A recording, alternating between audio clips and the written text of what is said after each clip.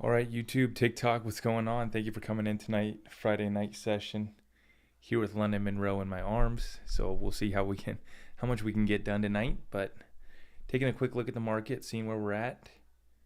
Okay. Thank you for coming in tonight.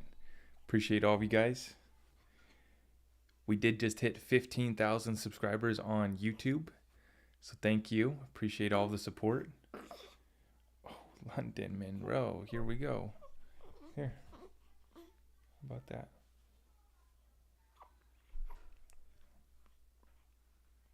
No.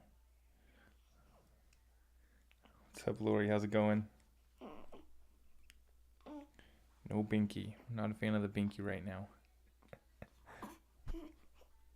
Yeah. I know. You want to move around, huh? Okay. We might have to get mobile here. Huh. Yeah. We got to keep it moving.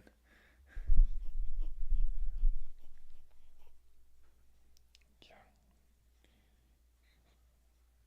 I thought someone was going to go down for a nap, but it doesn't look like we're going to be catching a nap tonight.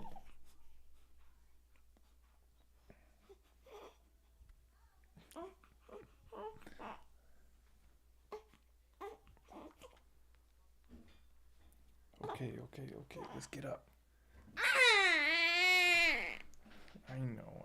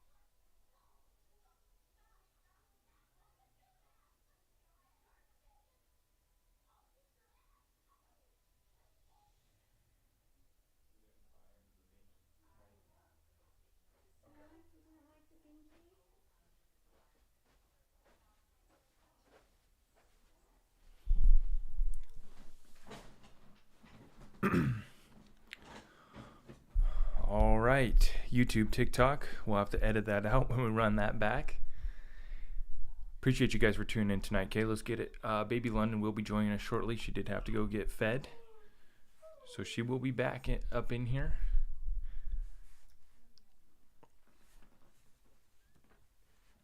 Thank you for coming in tonight, guys. Appreciate all of you guys. Okay, here we go. Take a look. YouTube, do we got a few people in here? We are back. We are back. Hey, can Ethereum coins run off of XRP? Well, I just shared about how you can move any Ethereum token to the XDC ledger, the Zinfin network, in about 10 minutes. In regards to running any Ethereum token off of XRP, I don't believe so. We do have wrapped XRP now. Just waiting for the planned blackout to get rich. For real. Hi, everyone. So many blackout. Yeah, it's definitely getting interesting out there.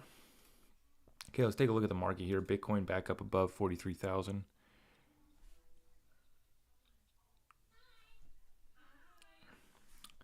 How's it going? Thank you for coming in tonight, guys. Appreciate all of you. Okay. All right, let's check our prices. If you guys could tap the screen, share the stream. If you're in the YouTube channel, if you could hit that thumbs up button for me, thank you. Okay, let everyone know that we are back up in here. Appreciate you guys. Thank you. Okay. We got a little bit of green. A little bit of green, still sideways. Nothing exciting has happened. I've just been addressing XRP fudsters, misinformation campaigns.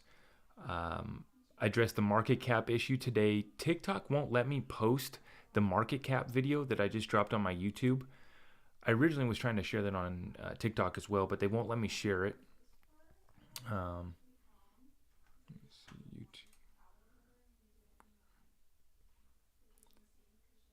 Yeah.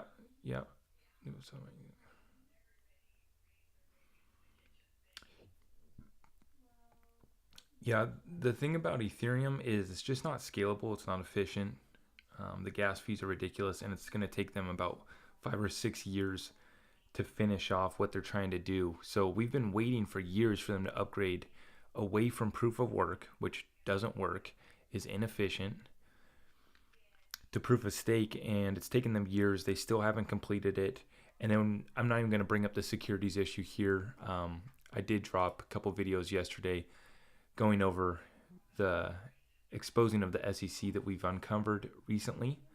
Okay, so the longer this case goes on, the more the SEC gets exposed. How do I think that the ruling with the Supreme Court will affect the market? Well, one of my predictions for this year was that they were going to lift some of the mandates and restrictions, but the trade-off for that was going to be a rug pull on the U.S. economy. And I say rug pull, that's not really the proper term. What we're really talking about is the Federal Reserve saying that they're going to raise interest rates 3-4 times this year and stop tapering in March. So essentially the pump is over. That's what we're looking at as far as the party coming to an end. So the misinformation and disinformation campaign, we got to distinguish. There's good people that are just trying to talk about XRP. They don't really know what they're talking about. So they're good people. They're just sharing bad information. They understand other cryptocurrencies more than they do XRP. So that's what we call misinformation. Disinformation is people who are intentionally misleading people about XRP because they are threatened by XRP's success, by what Ripple is doing. And we've seen that. I know that Crypto Mason showed some Google ads that were being ran. Literally, people were running ads talking about XRP is a scam or something like that. So that's disinformation. That's literally people that are threatened by the success of Ripple and XRP running disinformation, misleading people about the truth about XRP. Misinformation is just a lot of these creators, they understand other cryptos, but they're just in this, they're in an Ethereum echo chamber that's all like just these Ethereum coins or Ethereum competitors. And, you know, they don't have the truth. They don't have the facts, the true figures about XRP. So that's what I call misinformation. These are good guys. They're not bad people. They get off on the fact that they can develop on Polkadot. that they can develop or mint NFTs on Solana, and they get off on that. But what they're missing is the relationships and the partnerships that are being built at Ripple. The best technology isn't going to win. It's going to be about the biggest and best network that gets created, the most amount of adoption to any one given project. And now there's going to be more than one winner. It's not just all XRP, and people are getting that part twisted too into thinking that we're just XRP maxis and we only hold XRP when we're looking at other coins with true utility. The conversation that I'm trying to have is, if it's not going to be XRP, which crypto is it going to be that runs a new financial system? And I'm looking at markets that are actually going to matter. I'm not looking at blockchain gaming because I don't think that it's going to be a massive market. There's going to be opportunities to invest in coins that are basically just running on hype right now. We saw it with Metaverse. We saw it with meme coins. We're seeing it with NFTs. Hype is there. There's money to be made following the hype. But what I'm looking at is projects that are actually going to run large markets. I just dropped the video on XDC. They're targeting trade finance, a $19 trillion market. They're offering real solutions for enterprises and institutions. The best part about XDC is that you can migrate any Ethereum token to it in 10 minutes. It's that seamless. It's that easy to do. Now, XLM, another solid technology. Let's go through some of these ones that we like. Algorand, XLM, XDC, HBAR, Filecoin. Been talking about Filecoin for a few months here. Haven't picked up any yet. I'm really loving these prices. I was looking to enter Filecoin at 50 to 60 bucks. We're down to 30 bucks right now, guys. This is getting really interesting. And this is the same thing with Reaper. I talked about Reaper. I talked to the CEO and I got the lowdown on what they're actually doing over there. But it's a very unique use case. No one else is doing what Reaper's doing. Now, Filecoin does have competitors, but let me give you guys the rundown here. Filecoin is a decentralized storage system that aims to store humanity's most important information. Okay? And they describe it as an interplanetary file system, peer-to-peer storage network. So, very interesting use case there. We know that data is going to be massive. Greg Kidd was an early investor into Filecoin, and that's why I've been looking at Filecoin closely. Haven't entered any position on it yet. Another example of a solid utility. Let's continue down the list here. I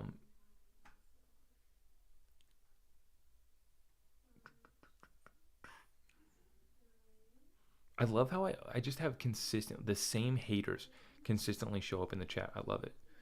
Thank you for showing up tonight, guys. Appreciate you. Like I've said many times, VET, solid utility, but I'm expecting Amazon to come out with their own cryptocurrency, Amazon to do a partnership with the cryptocurrency that doesn't come from the country that VET comes from, that I won't name, but you know what I'm talking about. With XDC, you got real adoption, real solutions for enterprises and institutions, and that's what matters here. IOTA, another project that we've been talking about. Very solid utility. The Internet of Things, the exponentially growing Internet of Value.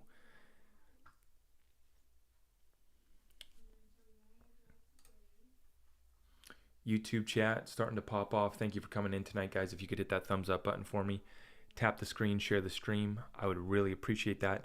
We just hit 15,000 subscribers on YouTube. Really good momentum right now, and so we're going to continue hitting it hard. More interviews on the way.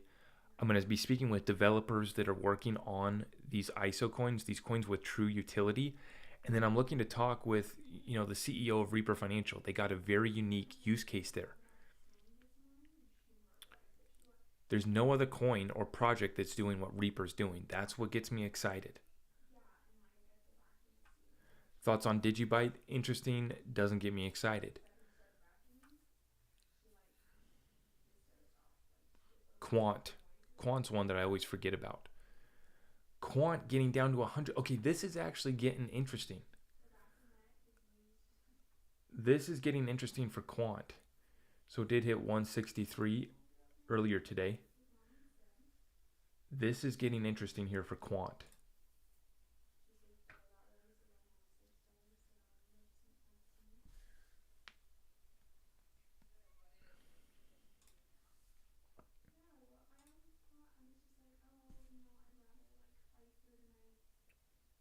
Where do you get Reaper from?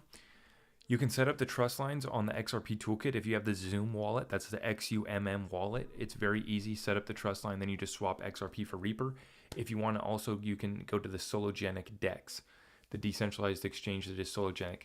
We did have massive news come out of Sologenic. They're saying that their NFT marketplace is going to launch on January 27th. Let me pull up Sologenic's Twitter right here so I can confirm that date for you guys. But I believe it is January 27th. If you guys can correct me in the chat, I would appreciate that. Been waiting for this NFT marketplace because this is going to be the first real NFT marketplace coming to the XRP ledger. But we also got the news earlier this week that they fired up the upgrade for XRP ledger that allows developers to start minting and burning NFTs on the XRP ledger. So we're going to have actual other marketplaces along with Sologenics. We're going to have other NFT marketplaces coming to the XRP ledger. Going to be fascinating to see.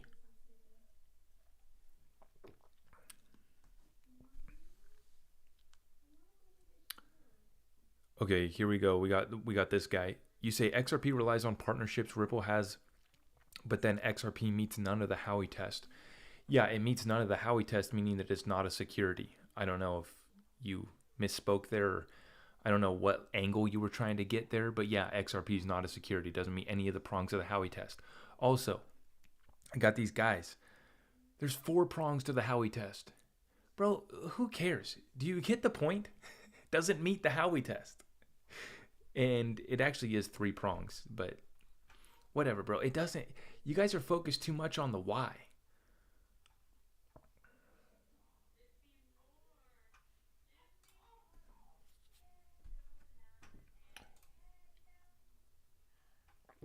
The Sologenic team has sent out 150 early access invites to the qualified projects for the Sologenic NFT marketplace.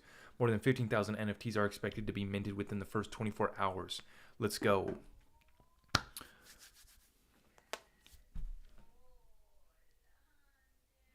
Thank you for the gift, Dr. Fresh. Dr. Fresh up in the house. I appreciate the gifts. I appreciate you guys tapping the screen, sharing the stream, the thumbs up on YouTube, and the subscriptions are really appreciated. We're up to 15,000 now. 120 members we just hit in our Patreon Discord group. So if you want to join that exclusive group, very small. This isn't a Discord group with 1,000 members in it. You can meet like-minded individuals who are trying to stay up to date on current events, cryptocurrency, and take proven methods and steps to prepare for the greatest transfer of wealth in world history. This is very simple what we're doing here. No BS, no bullshit. I've never taken any sponsorship or ads. So if you do want to support the channel, you can now do the super chats on the YouTube stream as well. I think I made $3 last YouTube stream. So if you want to support the channel, you can hit up that. But it's very simple, guys. I just want to spread the truth about cryptocurrency, the current events, how we can tie this all together to prepare ourselves for the greatest transfer of wealth in world history. I know I'm just an average person, right? We're just trying to prepare our families, take care of our businesses, and protect our wealth. What little wealth that we have, many of us, right? I don't come from money. I've created everything from the ground up, ran a real business for 6 years, and that's how we ended up here today. Trying to make money off this cryptocurrency, holding a bag with XRP, only up 300%. So the crypto kids make fun of me because I'm only up 300% on my XRP. That's fine, guys. I don't care. Anyways, judge officially ordered the SEC. Yeah, we had major victories. I know a lot of people kind of downplaying it because Jeremy Hogan said that SEC 2, Ripple 1, and he kind of, basically explained that he thought that Ripple was going to get more. The point that I'm making is that we have enough. We have enough to expose the SEC, and that's what matters. What also matters is that the judge gets to see it. So people are like, well, it's going to be heavily redacted, blah, blah, blah. We didn't win anything. It's like, no, we did, my guy. It doesn't matter what we see. It matters what the judge sees. Okay? But we have enough documentation to expose the SEC, which I should make a statement to TikTok. I am a fan of the government. I am a fan of the SEC. I am a fan of Gary. I am a fan of Joe Biden. I am a fan of science. TikTok, I'm working things out with TikTok right now. Shout out to Joe, my guy. Hope he's doing well. Hope he figures things out. and I wish him much success from the White House or wherever he's at. What's up, James? How are you doing? Thank you, brother. Thank you for coming in tonight. Thoughts on Algorand? Big fan. Massive utility project.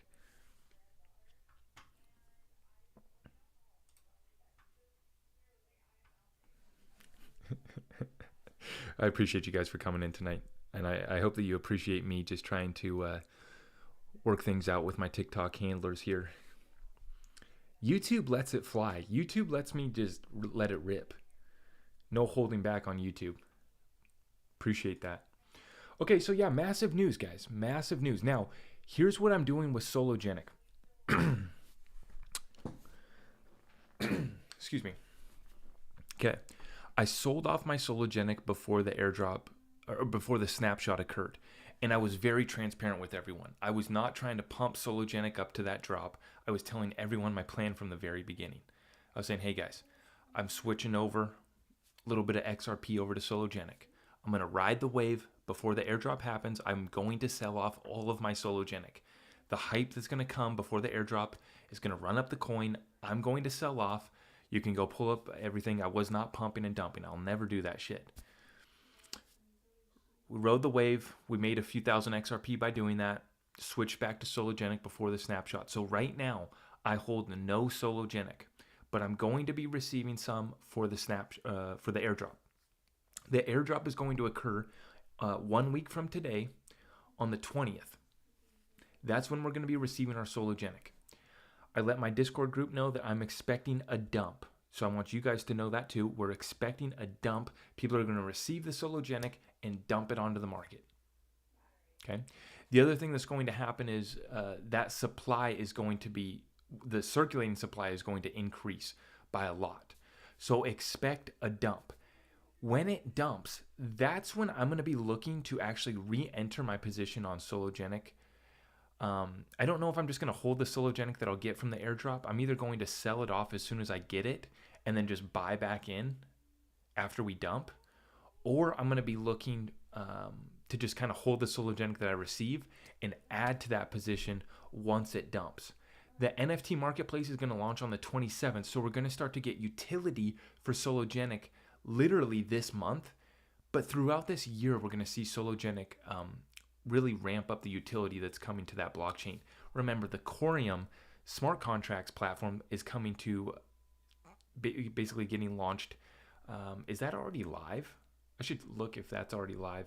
Meet Quorum, a fast interval, yeah, blah, blah, blah. I don't know when Quorum goes live or if it already is. I should know this. Can you guys tell me right now? Is Quorum already live or are they launching it later this year? Let me check YouTube chat.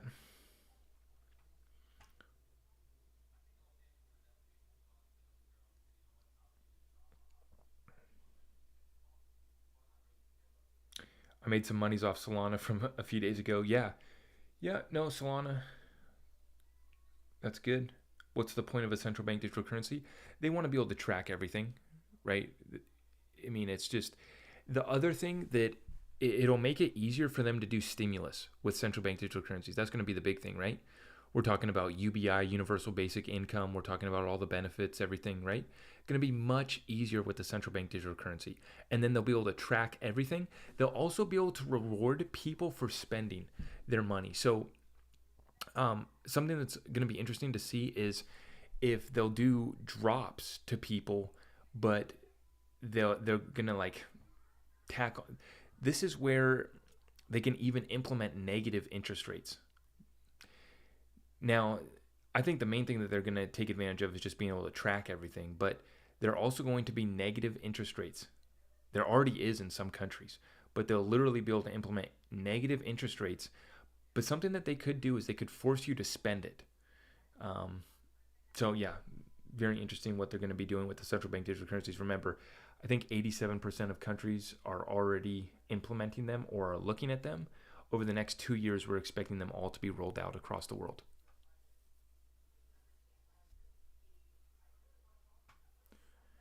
CRO, yeah, CRO is an interesting project. I'm not expecting that much more from it this bull run, but yeah.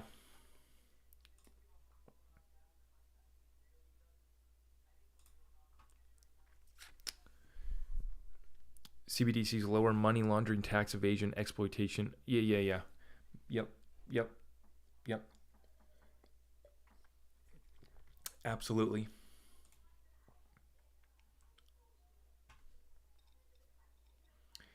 We got a tweet from John Deaton. Like I said before, Hinman better lawyer up.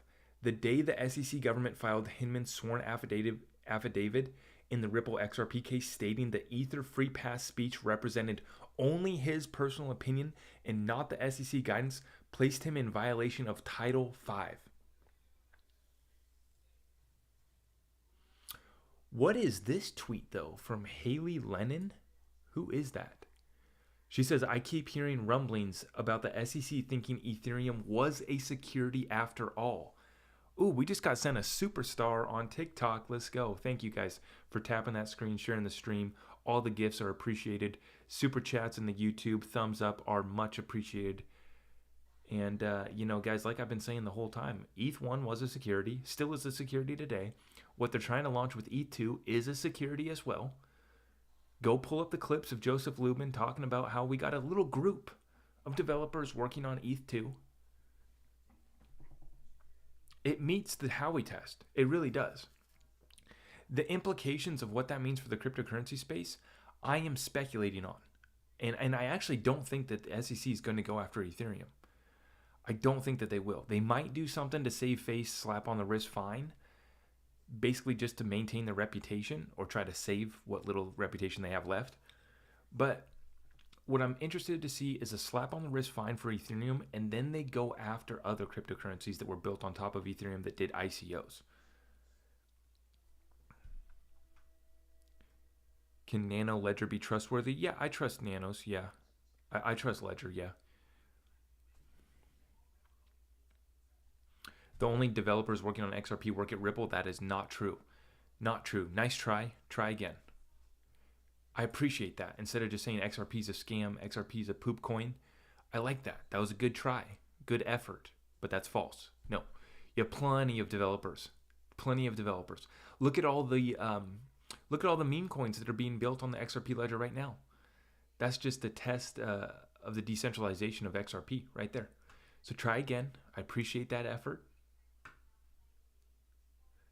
Yeah, please like and share when possible. Yep. Just dropped a few YouTube videos today. Make sure you guys go check that out. Big one on market cap that TikTok won't let me post. You guys got to check that out. I'm going to make another video, another TikTok about market cap for TikTok. I think I know why TikTok won't let me post it. And it's interesting, but I can't speak on it here for obvious reasons. But yeah, we're going to do another video explaining why market cap is relevant when looking at where a cryptocurrency is going to go. I'll pull up the article right here for you guys. Okay, let's talk about this. XRP being gold backed? No, I don't think the XRP is going to be backed by gold. I think that's going to represent a similar role that gold has played as a reserve currency. So it's a reserve asset, but it's also a currency.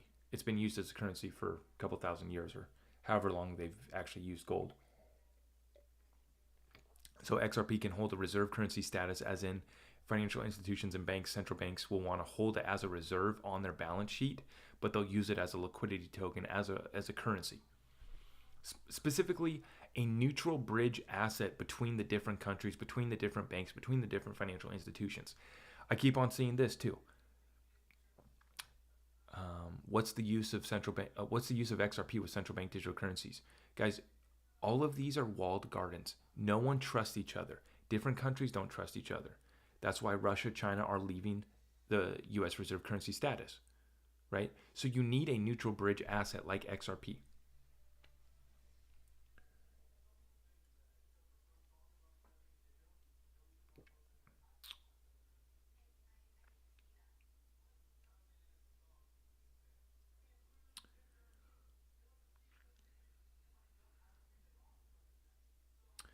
How does XRP add liquidity? Can they add 100 trillion coins out of thin air? No.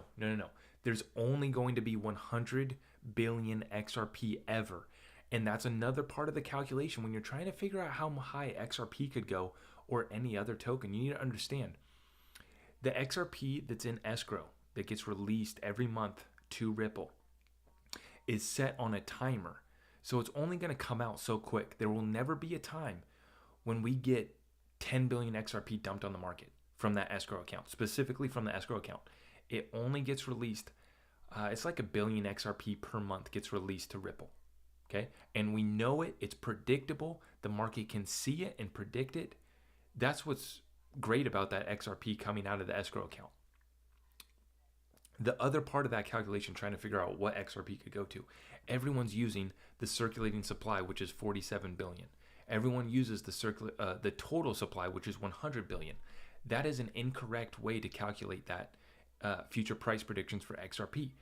You have to look at how much XRP is actually going to be available for liquidity, available for utility, available for banks, financial institutions, businesses, anyone who wants to use it. Because I'm going to be holding it. You're going to be holding it. So there's only going to be 5 billion XRP in circulation. There's only going to be 10 billion XRP for liquidity. That's where people get that calculation trying to figure out where XRP is going to go wrong. Baby London is making her return. Let's go. Mama fed her. Baby London is doing well now. Okay, you can go to Dad. And there we go. There's the princess. Yes, I know. She should be good.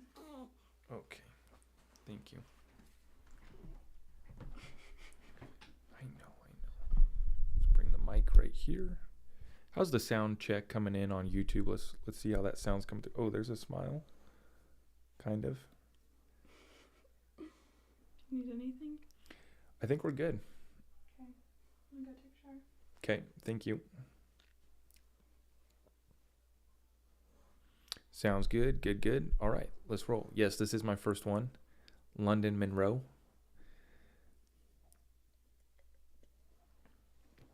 She's sound asleep now. She was not happy when we first fired up the stream. The first 5 minutes was me trying to figure out how to stop her from crying. Poor girl. She just took her first sponge bath. With Bay, yes, with Bay. With Bay. I've had the same Bay since I started on TikTok. Yep, same Bay.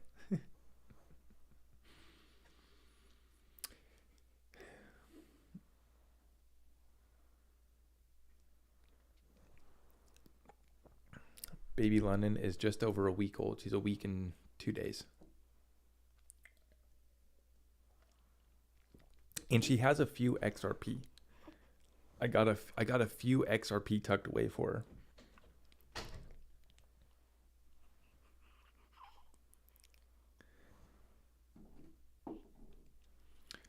her. Okay, so yeah, I was trying to go into this article. This is from Galgatron, who's an original XRP researcher. I can't remember if Galgatron is still on Twitter or if he's one of those accounts that went missing.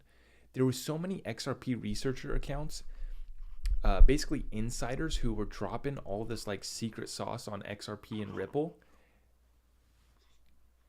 And then so many of them went missing. You know, Kendra Hill was one of those. There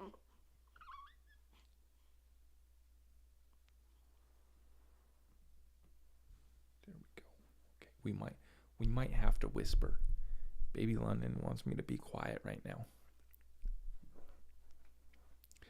But yeah, Galgatron, I don't know if he's still around or not, but check out, see if he's on Twitter. I'll look it up later. But he put out this blog post back in 2018 called The Myth of Market Cap. This is what I based my video on, and I meant to actually share the link. I'm going to add the link to this blog post in the YouTube video that I dropped earlier today when I was going over market cap myths, because this is what I based it off of. And this is where people are really getting confused about this space. So I want you guys to read this part right here, which I'm going to read it to you guys. But for those of you on YouTube looking at the screen right here, the myth number one is the market cap represents how much money has pumped into a coin. Let me explain. Remember, the formula for market cap is last trade price times circulating supply. So if person A buys 100 Bitcoins for $10,000 each, then the market cap is $10,000 times 17 million coins, which would be the circulating supply of Bitcoin in this example, right? 10,000 times 10,000 times 17 million equals a market cap of 170 billion. But here's the kicker right here. Then person B comes along and buys one Bitcoin, just one, for $10,200. So instead of buying his Bitcoin at 10,000, just one little guy, one little Bitcoin maxi. After okay, I'll stop making fun of the Bitcoin maxi. Okay, one Bitcoin maxi buys one Bitcoin for $10,200. That times 17 million equals 173.4 billion. So the market cap has increased by $3.4 billion because one doofus moron Bitcoin maxi person bought one Bitcoin for an extra $200. Yes, really, that is how market cap calculation works. So everyone else buys their Bitcoin at $10,000 and we have 17 million circulating supply. Your market cap's $170 billion. One doofus moron Bitcoin maxi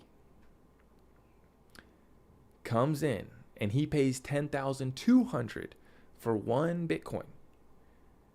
Well, then we have to take that last price, that last trade price of $10,200 times 17 million circulating coins. That's going to give us $173.4 billion. We have an added market cap of $3.4 billion because one Bitcoin maxi who's stoned out of his mind hits the pipe dream, Bitcoin maxi pipe dream, and then he goes and buys one Bitcoin for $10,200. We get a market cap increase of $3.4 billion. That's why market cap is bullshit when you're trying to figure out the potential price of a coin, guys. Myth number 2, you can compare the market cap of one coin to the market cap of another.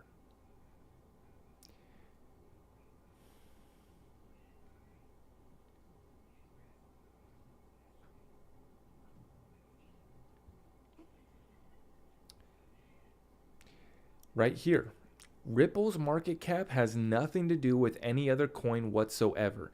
If Bitcoin's market cap can reach X amount solely on, this is the part that TikTok won't let me share. I really believe that this sentence right here is why my video won't be posted on TikTok. Ripple's market cap has nothing to do with any coin whatsoever. If Bitcoin's market cap can reach X amount solely on, I'm not going to say this, but basically it's just the Bitcoin pipe dream and money laundering crimes and blah, blah, blah. I'm not going to say this part. But I believe that this part right here specifically is why I was not able to share that on TikTok. But the video is up on YouTube. Okay, but let me restart. Ripple's market cap has nothing to do with any coin whatsoever. If Bitcoin's market cap can reach X amount based off the pipe dream, money laundering, and name branding alone, and if Ethereum can muscle its way to respectability with just a promise of maybe delivering someday, Vitalik says 6 years, then Ripple, production-ready, regulatory compliant, foot in the door and coming up on first base, let's just say that we're orders of magnitude away from the market cap needs to be able to digest all the bankers' gold. Excuse me. In other words, we're leaving Bitcoin and Ethereum behind. Myth number 3 in regards to market cap. And I'm going to post another video on TikTok because I need to share this message. People that are just getting into crypto need to understand this because this is the main argument of XRP haters for why we can't reach 3, 4, and 5 digits. Oh, that's a nice smile, London. Yeah.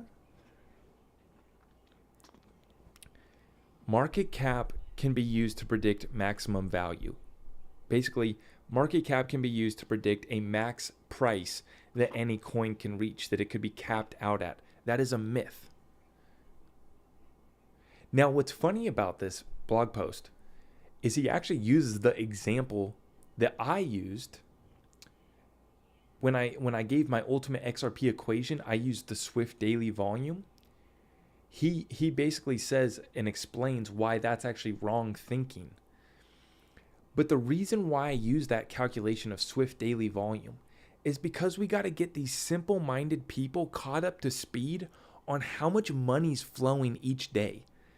These little brains can't wrap their mind around a Swift daily volume of $5 trillion, a Swift yearly volume of $1.2 quadrillion.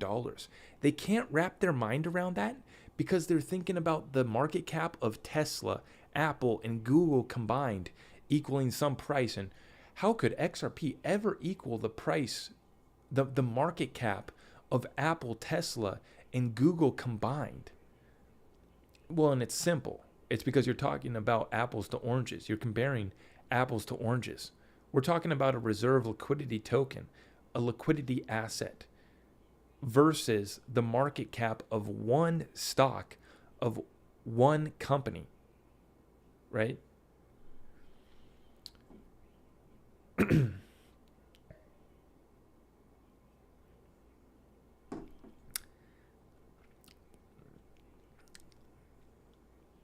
Let me explain this market cap calculation. We got a couple of the haters in the chat, and so this is going to be great to explain this to them.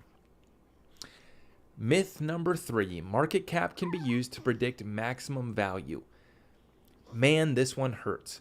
How many times have you read people's valuation of, well, there's trillions of dollars moved by Swift every day, so trillions divided by ripples equals lots? Dumb. And it is dumb.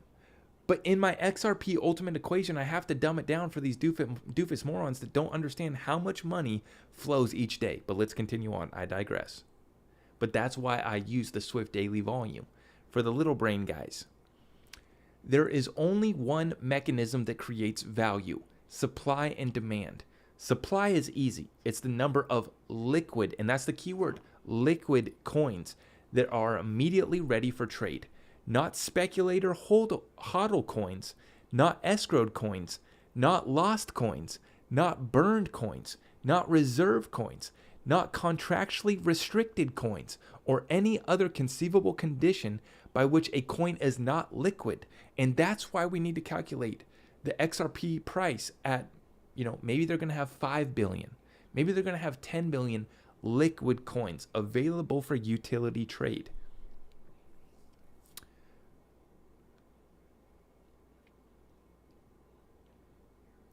Especially coins in flight, very important. The number of actual liquid coins is a very small fraction of all the coins. Literally, all the liquid coins are on some form of exchange, whether it be a conventional crypto exchange, a trading app on your phone, etc. It must be ready to move to count. Most coins are locked up. I'd go as far as to say that 95% of XRP are out of the market's reach and therefore do not contribute to supply in the context of determining value. That leaves 5%, which is less than 5 billion XRP, and it's only this small pile of coins that everyone needing to procure XRP will be fighting over. So the people that want to actually use this coin are only going to have a pool, a liquidity pool of 5 billion XRP. The demand part of supply and demand is an aggregate of many forces, but those forces all sum together at the point of purchase on an exchange. When demand is greater than supply, the price goes up and vice versa. Demand for XRP will come from one thing: increasing usage. If I want to send my mother $150,000 worth of XRP, I will create demand. The more people buying their mother's shoe shops, the more the demand gets created. Now, the shoe shops comes from his earlier example, but let's continue on here. You might say, well, as soon as my mom sells the XRP I sent her, we have a net zero situation and the price wouldn't change. Yes, you are correct. But if during my purchase, transmission, and mom's sale, someone else needs to buy some liquid XRP there will be less supply of them available and the price will be higher. Extend this scenario to where hundreds of thousands of transactions are happening per hour, and you should see that a lot of liquid XRP has to be converted to in-flight XRP, drying up the supply and rapidly driving up the price because of scarcity. So when people say, well, hey man, XRP can be used in 3 to 5 seconds, and then you could use that same XRP to move the value. Yes, but when you have 33.6 million transactions happening on Swift per day, you're going to be fighting over the same XRP. So that's why, yeah, maybe you could use the same XRP in multiple times per day, but you have 33.6 million transactions just happening on Swift alone. Not to mention, we're moving to an internet of value, an internet of things, where your fridge is going to place the order on Amazon for you through AI technology, and you're not even going to have to place that transaction. It's going to happen on its own. So we're going to have billions of transactions per day. You got 33 million just in Swift alone. And Swift, the thing about Swift transaction is they're high value transactions. Now, your fridge buying your groceries, maybe that's only going to purchase $200 or $300 worth of groceries. When we're talking about Swift, we're talking about $5 trillion daily. Let's continue on.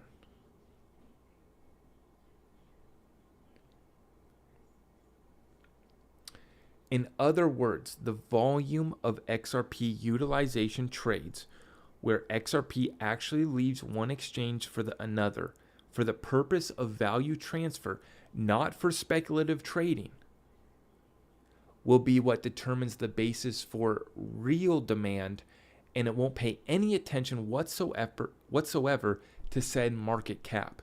Demand is demand, and it will be satisfied at any cost. Higher volume, higher demand, higher price. This isn't taking into consideration speculative valuations. This is literally the base value calculation driven by utilization alone. But I think we all know that speculative value is the 1,000-pound gorilla in the room. Without speculation, XRP's value could never bootstrap itself high enough to reach the liquidity required for the banks to be able to use it in the first place. The higher we push XRP, the closer we get to bank adoption, and they'll take it from there. That's where David Schwartz explains why we need a higher price for XRP. For the utility, for the liquidity, we need a higher price for XRP. Continuing on. Forget about how much Swift transfers in a day or how much money there is. Oh, we got the money gun. We got the money gun in the chat. Let's go. Let's keep lighting it up. If you guys could tap the screen, share the stream, hit that thumbs up for me on YouTube, I would greatly appreciate that. Forget how much Swift transfers in a day or how much money there is in the world. The only number that matters is XRP utility trading volume. And there are so many unknowns that contribute to this number that it makes no sense to even attempt an educated guess. So he's basically saying, when I drop my XRP ultimate equation, he's basically saying there's no point in even making that educated guess because there's so many more factors that go into contributing to the XRP price. Why I like using that example is because it's simple. You know, in regards to getting people caught up to speed, I'm not trying to convince people that XRP is going to 5 digits. I'm just trying to get them to understand that we're probably going to about a 3-digit price once utility really gets kicking. And it's not going to happen this year. My prediction is that we're going to hit that price a year after the SEC case is over. And we have another money gun from State. State, I appreciate you, man. Thank you.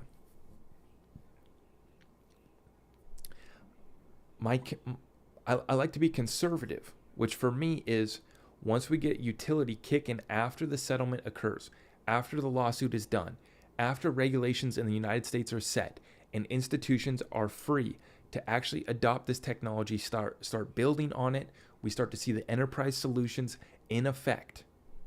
Utility kicks in.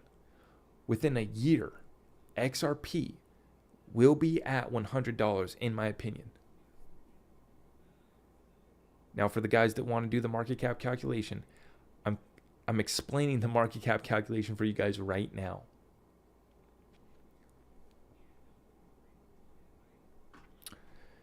Continuing on here to wrap this up, this blog post from Galgatron.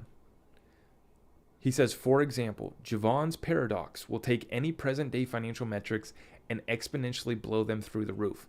Instead of saying Swift sends trillions of dollars per day, so XRP must equal blah to handle it, you need to think, will XRP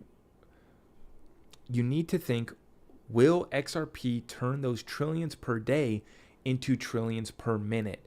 And that's the whole internet of value that I'm talking about. And like I said, your fridge is interacting with Amazon. Your fridge is interacting with the grocery store, placing the order, right? Your Google Home, your Alexa is operating with Amazon, making orders for you, right? Your car is interacting with the Tesla network, right? This whole internet of value is going to be growing exponentially over the next couple decades.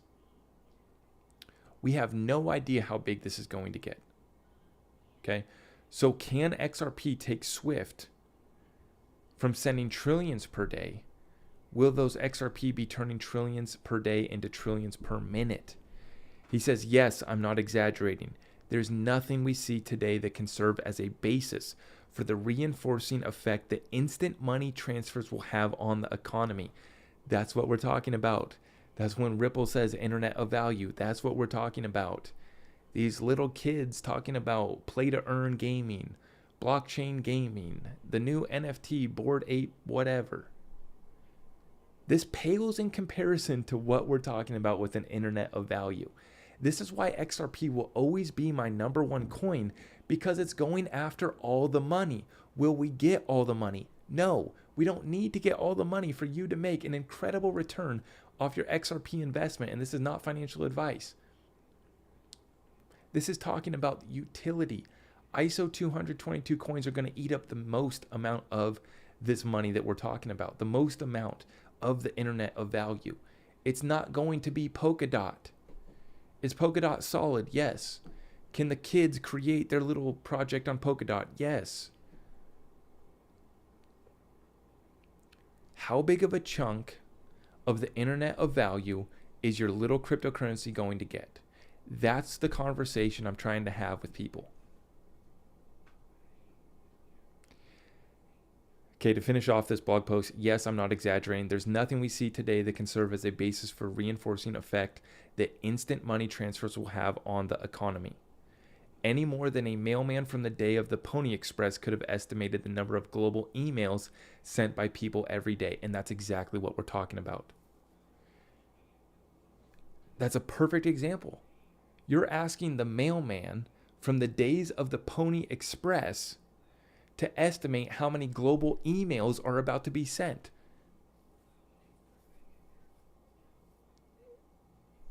So I'm trying to get these guys caught up to speed with their little brains, their little minds, their little market cap bro conversation that they're trying to have. We're trying to get them caught up to speed. We're not comparing XRP's utility to Tesla stock. We're not comparing it to the stock of Tesla, Apple, and Google combined. It's a much different utility. It's apples to oranges in that comparison.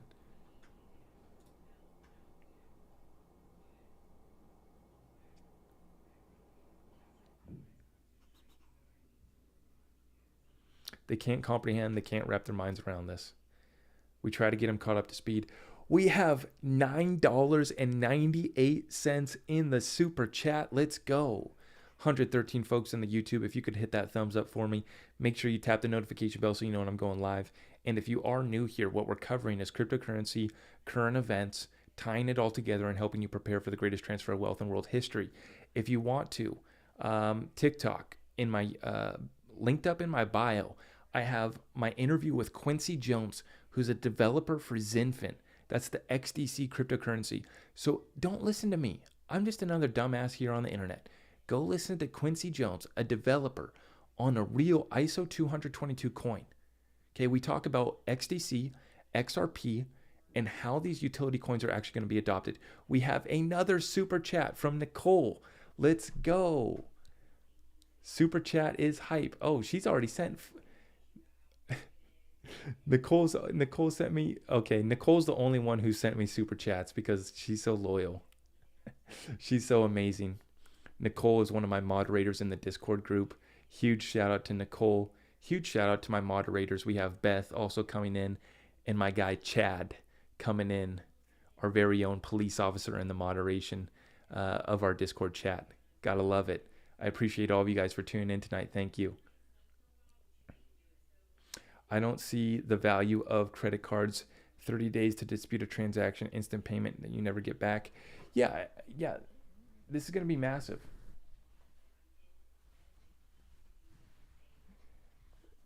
Super chats, TikTok gifts. You guys are tapping the screen. I appreciate all of you guys. Thank you so much. We are getting shadow banned by TikTok right now. So if you guys could comment on the post, like them, share them. Okay. We've been really hitting some good solid videos recently, but you know how it goes. I can't talk about exposing the SEC. I can't talk about exposing the government without basically the government notifying TikTok that my videos need to be halted. So that's what's happening. No problem. In response to that, I like to say, that's why we got to speak in code at times.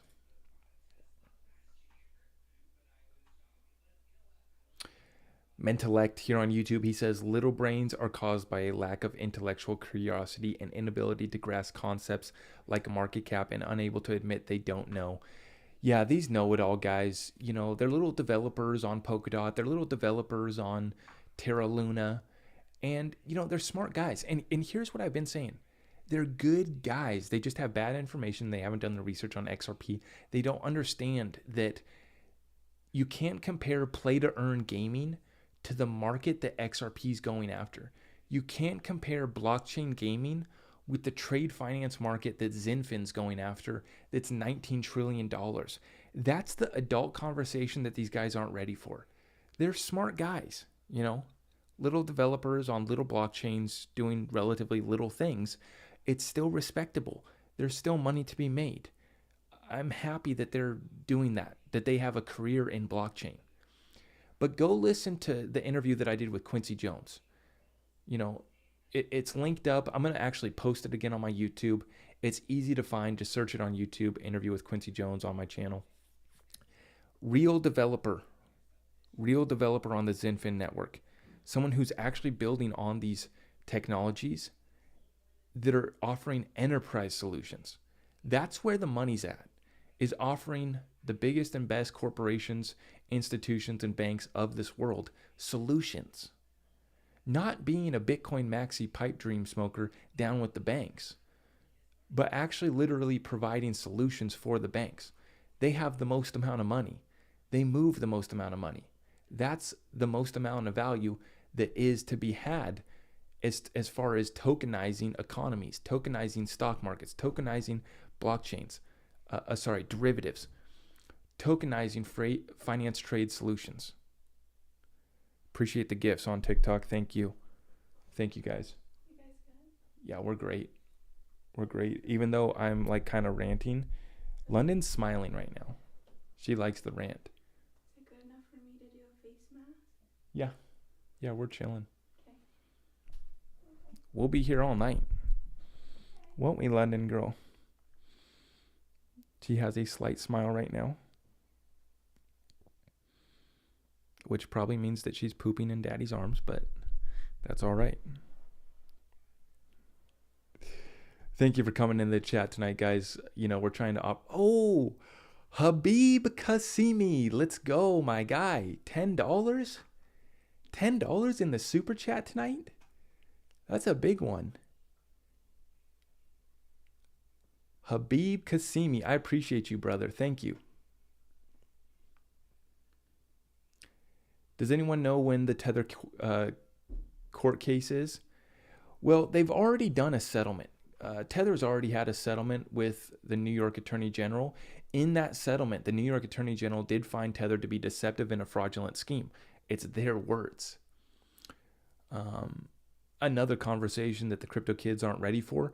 I don't even make TikToks or content about Tether because it won't get any traction. The algorithm will just kill it. So I don't even make videos really talking about Tether imploding and the implications of that.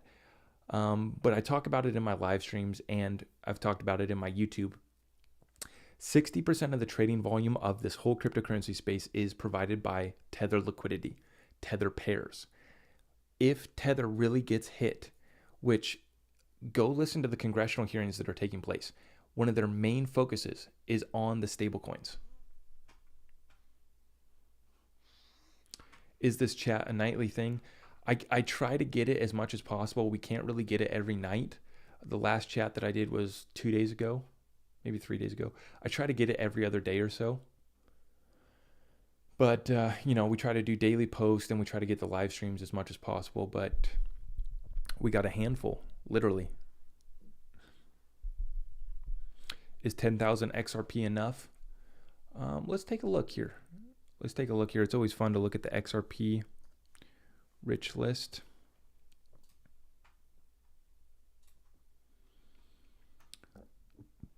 I'll let you guys decide. This is not financial advice. And this is what's so fascinating, guys. There was more XRP wallets. The number of wallets has actually decreased over the last month. Towards the end of the year, though, the amount of wallets were actually increasing.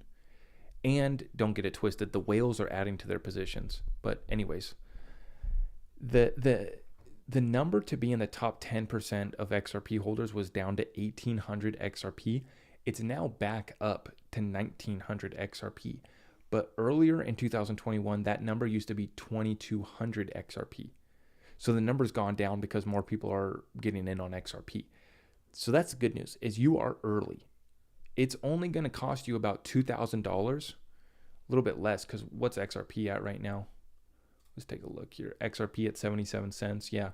So for less than $2,000, you could get yourself into the top 10% of bag holders because you only need 1,900 XRP.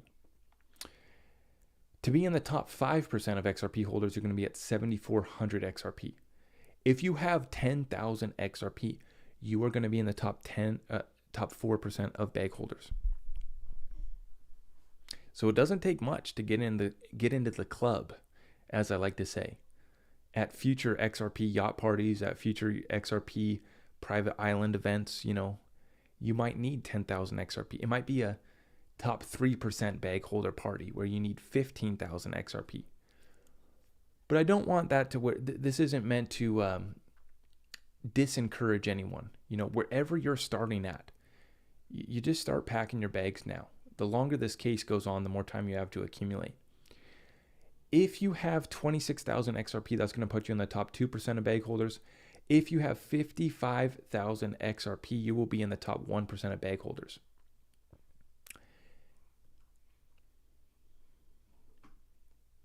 So you only need 55,000 XRP to be in the top 1%. That number has decreased. It used to be 60,000 XRP. So now you only need 55,000 XRP. Where's this chart? Just look up XRP rich list. XRP rich list. And the website's called ledgerexposed.com. But just Google XRP rich list. It's the top link.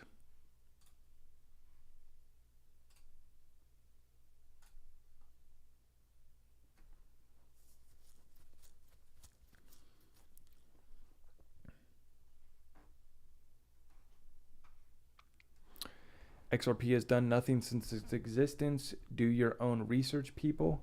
Yeah, man, that's the research that we are doing. I know a lot of people are impatient, but yeah, that is the research that we are doing. Yep, we're talking about which cryptos are actually going to run the new financial system, unlike whatever little coins you hold, whatever little blockchains you have. Okay.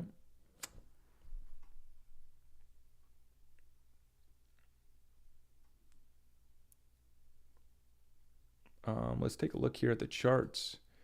So as we've been showing here, if we take a look at the Bitcoin chart, we are back within this trading range between 40,000 and 45, moving sideways. Let me make sure you guys can see that.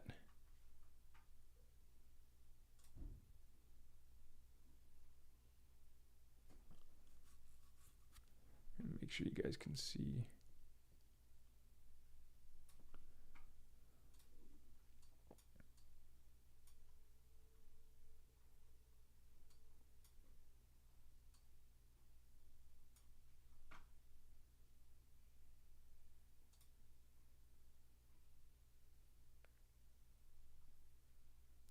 It's wise to average out based on your needs and wants and hold some forever. Yeah, that's my position.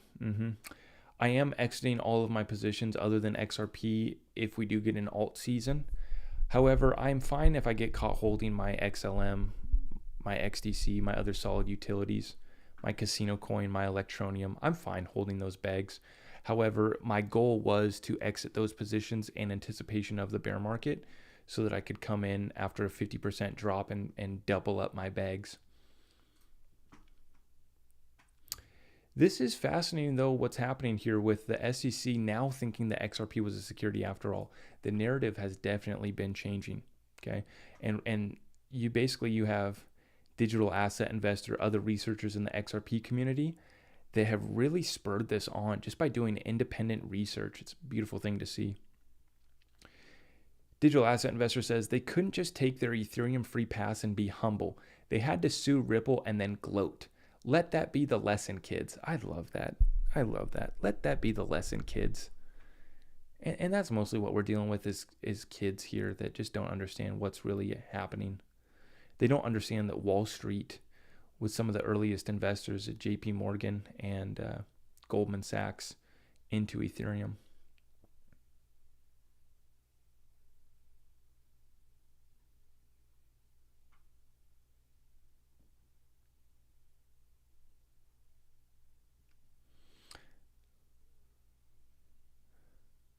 What's one bad thing about XRP? Well, the only bad thing about XRP is that the price has been suppressed. That's the only bad thing.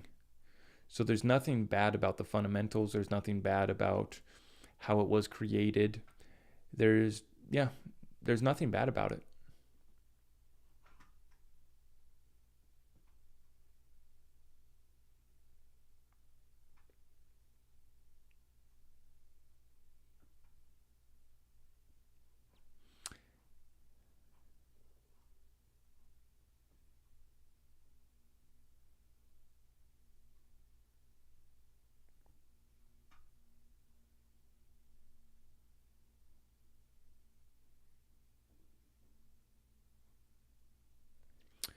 Parabolic is dissing you tonight, says 10-cent XRP. Me, I'm holding a 4%. Yeah. I don't know what's up with these guys. Well, I do know. They're desperate for views, blah, blah, blah. I'm trying to get away from addressing these guys. If they want to approach in a respectful manner and have a real conversation, bring their facts, figures, and logic, like Coach JV says. We're just talking facts, figures, and logic here. So if they're willing to pull up with respect and do the thing, let's do it, man. Let's have that conversation. I'm all about it, and I love being challenged on my ideas. I'm not trying to be in an echo chamber that is just about, XRP maxi hopium.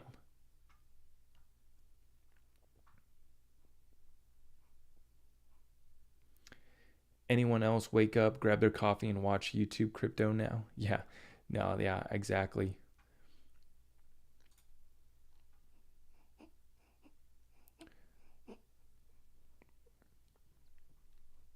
I need to move this back over 1 second. Sorry. Please remind me if I forget to adjust my screen on YouTube. Let me know. I'm trying to make sure that you guys can watch as we move along here. Bitcoin Maxi's gone wild. Love it. $5 billion in Bitcoin. Stock seems to be mirroring some of the moves in the popular cryptocurrency. So what is MicroStrategy's long-term crypto plan? Joining us now, Michael Saylor, founder and CEO of MicroStrategy. When I think of Bitcoin enthusiasts and mega believers, Michael, I think of you. Does your faith ever get shaken, especially during these very volatile periods where Bitcoin has had a steep sell-off? No, in my entire career, I've never seen anything as compelling and unstoppable as Bitcoin. I'm an extraordinary enthusiast. I love it. 8 billion people on the planet that hate digital property. and Bitcoin is the dominant digital property networks. They don't need Bitcoin, my guy. Zoom out and you ask the question, how are you going to provide economic prosperity to billions of people at the speed of light over Not Bitcoin. your network? There's no better idea than Bitcoin. There's plenty. There's plenty, my guy. We'll dive into that in a moment, but clearly you put your money where your mouth is. You've issued debt to put Bitcoin on the balance sheet of the company. You know, sometimes I almost forget that it's a company. It's a software company that does what? Data intelligence? Does that become harder as a core business when you are in these periods where Bitcoin is not going up and when you're seeing big losses there on the balance sheet? MicroStrategy stock's up by a factor of 4. Our customers are delighted. Our shareholders will make billions. And that's why they buy Bitcoin. That's why these institutions are buying Bitcoin, to pump their stock price. Don't you get it? It's so simple. It's so simple. And even if the price of Bitcoin goes down, because they're an institution investing in it, they get to write off that loss. So they win on both sides, no matter what happens to Bitcoin. If the price of Bitcoin goes up, their stock price goes up. If the price of Bitcoin goes down, they can take the loss against their taxes without even having to sell, because they're an institution. Our employees are all shareholders in the company. Our attrition rate's at an all-time low. It's actually great for our brand and great for our customers and great for the enterprise. No complaints at all. So is the long-term strategy just to keep this business as is and continue to add Bitcoin? Look, our long-term strategy is kind of like Harvard University. We're running a university, but we have an endowment. MicroStrategy is selling enterprise software. We generate $100 million in cash flow a year in a good year. And we're reinvesting that cash in our endowment. Our endowment is 100% Bitcoin. So the balance sheet strategy is acquire and hold Bitcoin. The operating strategy is sell enterprise software everywhere else in the world. I love it. I love it. He's either going to turn out to be a genius, or he's going to turn out to be the biggest clown and fool in all of Wall Street, literally. I mean, I love his bet. It's just, it is, when people talk about XRP guys being delusional, this is what I see as delusional, saying that there's no other better option than Bitcoin. That's delusion. Your vision and why you're so bullish on Bitcoin. We just heard from Sam Bankman-Fried, who is welcoming regulation, starting, hopefully, he says, out of the U.S. this year. Is that your feeling, or do you worry that regulators could ultimately regulate it out of existence? China, for instance, banning Bitcoin mining. Uh-oh. No, I think actually regulation and clarity is going to be great for Bitcoin. Bitcoin is universally acknowledged as digital property. It's common property. All the question marks are around currencies and securities and platforms and exchanges. One thing that's clear is everybody on Earth wants to own property. And if you live in Africa or South America or Asia, what property would you rather own than Bitcoin? So, you know, oh my gosh. How about a currency that you can actually transact with that doesn't cost you 10% transaction fee? That the transaction actually goes through in 5 seconds, not hours or days. No one in the third world needs Bitcoin. No one. No one. To accelerate institutional adoption of Bitcoin, and you're going to see large flows of capital into the asset class as this continues. But here's the difference with Bitcoin and property, Michael. Property, you can value it. You can see the location and the neighbors and what it's worth. How do you know? How can one determine what Bitcoin is worth? There's no balance sheet, and it really hasn't been a long-term proven asset. If you lived in Zimbabwe, Bing bong. what piece of property would you rather own than Bitcoin? If you lived in Argentina and there's an 80% inflation rate, what piece of property would you rather own than Bitcoin? Literally any other crypto in the top 100. Any other crypto in the top 100 over Bitcoin. Dollar? Actually not. The US dollar is losing 20% of its value a year, and Bitcoin's going up in value every year. So that Bitcoin's down 40% from the all-time high. the real important thing to note about Bitcoin is that Bitcoin is a global monetary asset. And remember, he was telling you to mortgage your house when Bitcoin was approaching all-time high. Mortgage your house, buy more Bitcoin. Work overtime, buy more Bitcoin. Down 40% from there.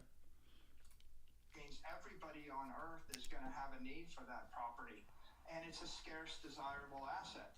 Currencies are designed to lose value, and the dollar is the strongest currency, but if you look at the lira, take the Argentine peso, the blue dollar rate hit 209 today. It was 15 about 4 years ago.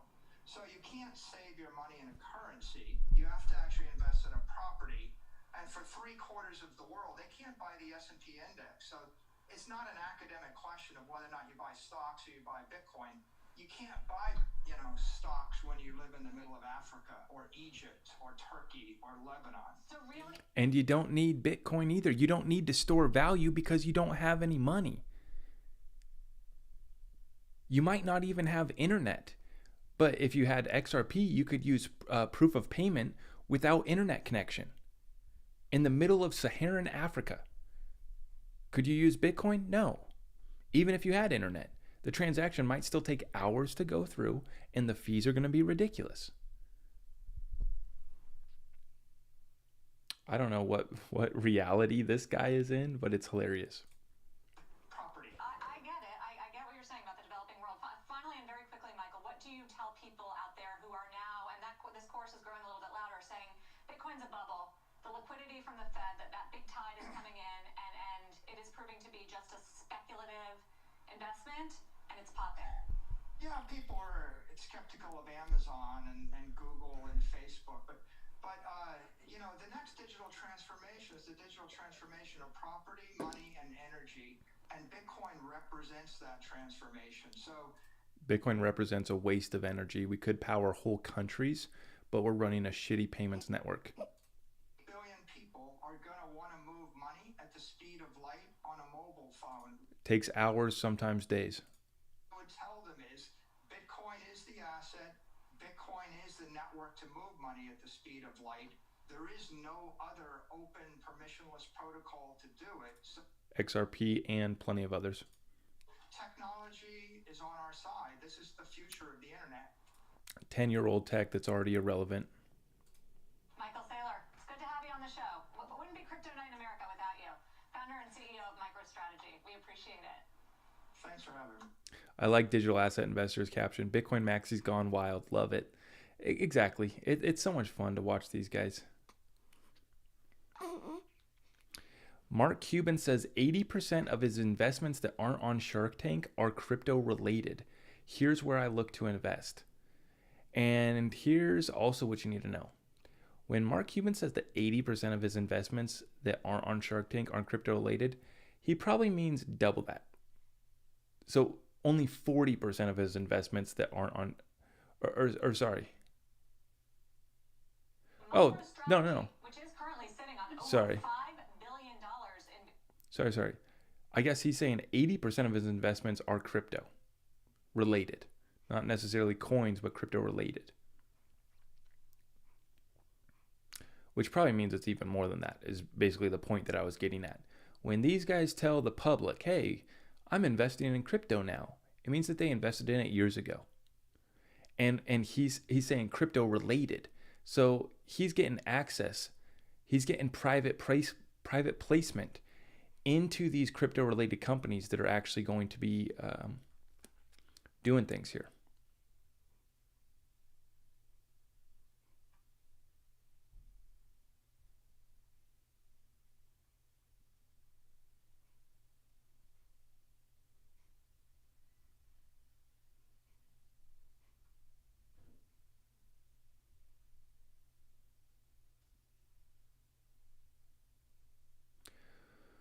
Okay, this is going to be an interesting speech to watch. I'm going to have to check this one out later. We have Ron Hammond, who is the Director of Government Relations at the Blockchain Association. He's the author of the Token Taxonomy Act. Guys, thank you for the flowers. Thank you.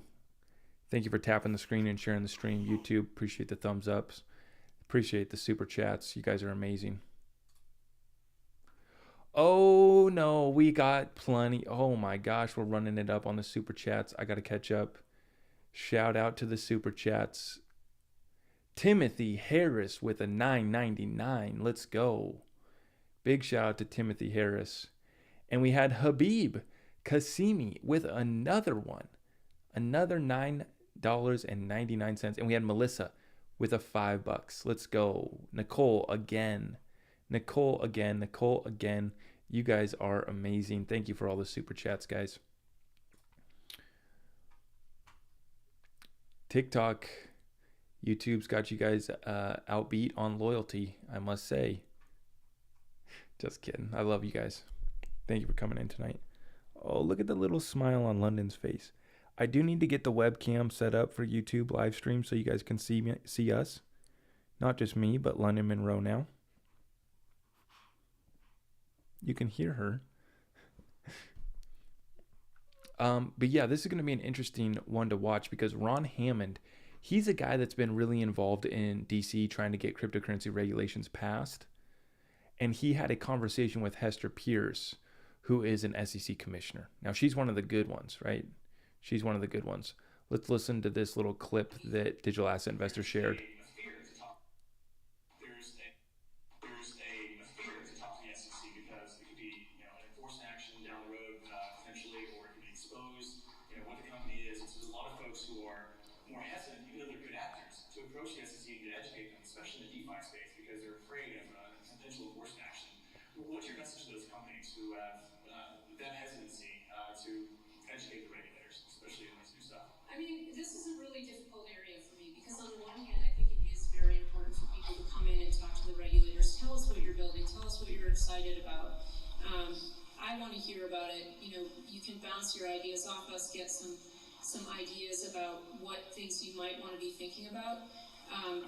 But I mean, I've been very critical of my agency for taking an enforcement first approach, and I think that approach has been continuing. And so, I wish I had a better answer for you. I still recommend, we've got great people on the staff, people who know a lot more about this industry, about this technology than I do.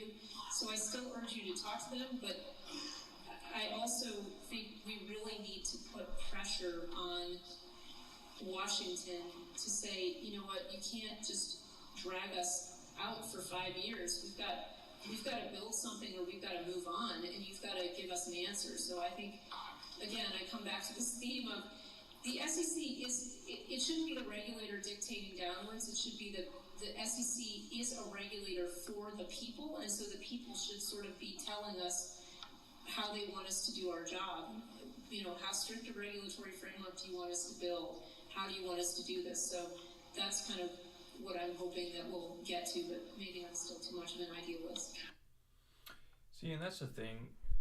Let me flip my mic around. Here we go. All right, that's the thing about someone said, why are XRP maxis trying to throw Ethereum under the bus? It's not about trying to throw Ethereum under the bus. It's about getting a level playing field. I don't care if the SEC goes back on Ethereum. I don't care if the SEC goes after all these scammers, rug pullers, and these people. I really don't care. What I want is the ability to invest into a level playing field, free market, capitalist system at my will. Now, I've also said this. I don't care that Nancy Pelosi is doing her trades. Is it wrong? Yes. But I don't care. I just want that same opportunity to invest in early stage startups and pre-IPO companies like accredited investors can. So I want to be able to be an insider. I don't care that Nancy's doing her deal. I don't lose sleep at night over that, but it does piss me off that the average person cannot invest into an early stage startup or company because we're not, the SEC wants to protect us. We're not smart enough to invest into pre-IPO stocks, private placements in companies.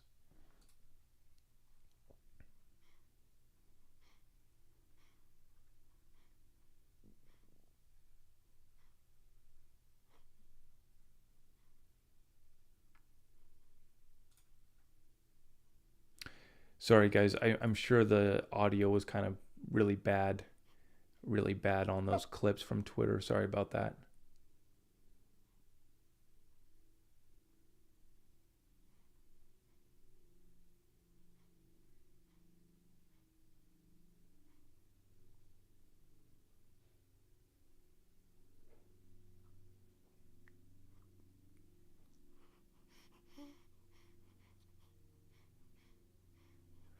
Okay, interesting take from Mentalect. He says Hester Pierce did nothing to help crypto for years because she was at the SEC to protect Wall Street from DeFi's competition. People like Hester Pierce are opportunistic anti-crypto Wall Street plants who was all of a sudden pro-crypto when she can no longer stymie crypto like she did for years. Interesting take. Interesting take.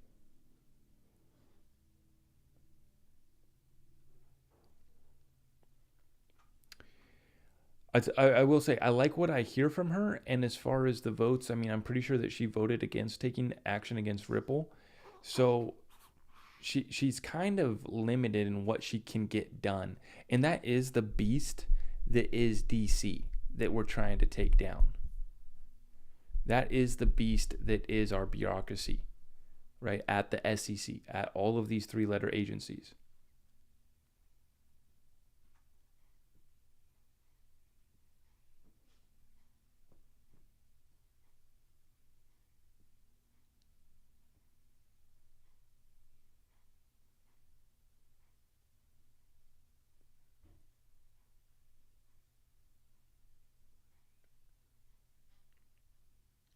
See, like the Link 2 platform, incredible. Private investing made simple.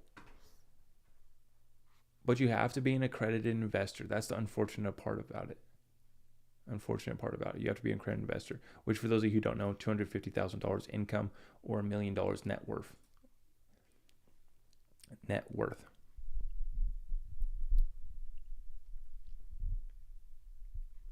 You don't think that the U.S. government will make their own digital currency? Yes, they will. All the countries will release central bank digital currencies. You still need XRP as a neutral bridge asset.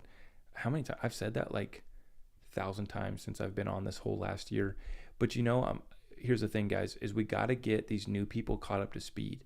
So I'm trying to answer with respect and just say, hey, yeah, man, they are. Okay, we still have a utility and use case for a neutral bridge asset because China doesn't trust America. America doesn't trust Russia. They don't trust Euro. So you still need a neutral bridge asset. When JP Morgan launches their coin, Chase Bank launches their coin, okay, you still need a bridge between those two because they don't trust each other. That's where XRP comes in.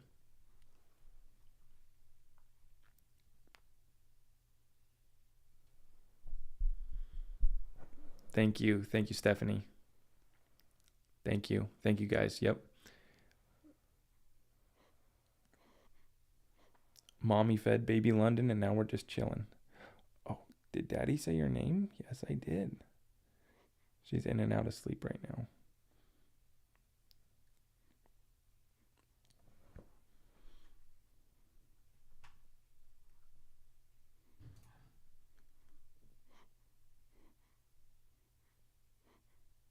Why are they going to trust XRP? Because it's a permissionless blockchain that's decentralized. No one entity has control of it. That's why. Who is that I'm seeing? Oh, we got a new gifter. Oh, yeah. Sup. Thank you. I appreciate those gifts. Thank you, guys. London is going to be educated. Yes, she is. She's learning so much every night, huh?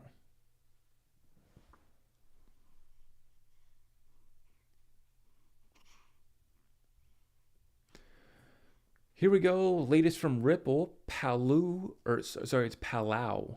I think that's how you pronounce it. Palau. The Republic of Palau. Remember, they're piloting their central bank digital currency on XRP.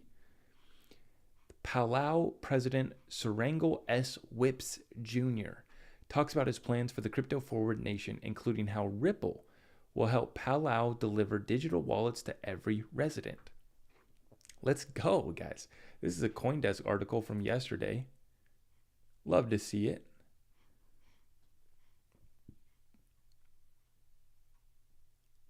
Oh, yes, there you go. The XRP haters will pick up on that data point that Palau's only a 20,000 person country. The XRP haters will eat that up. Oh, congrats. You got a country with only 20,000 people. Yeah, the Republic of Palau, they created they're working on their central bank digital currency that's built on top of the XRP ledger.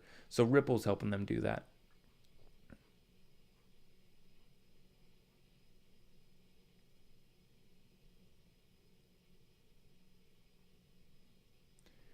Here we go. Ripple says RippleNet saw its best year to date in 2022, and we're just getting started.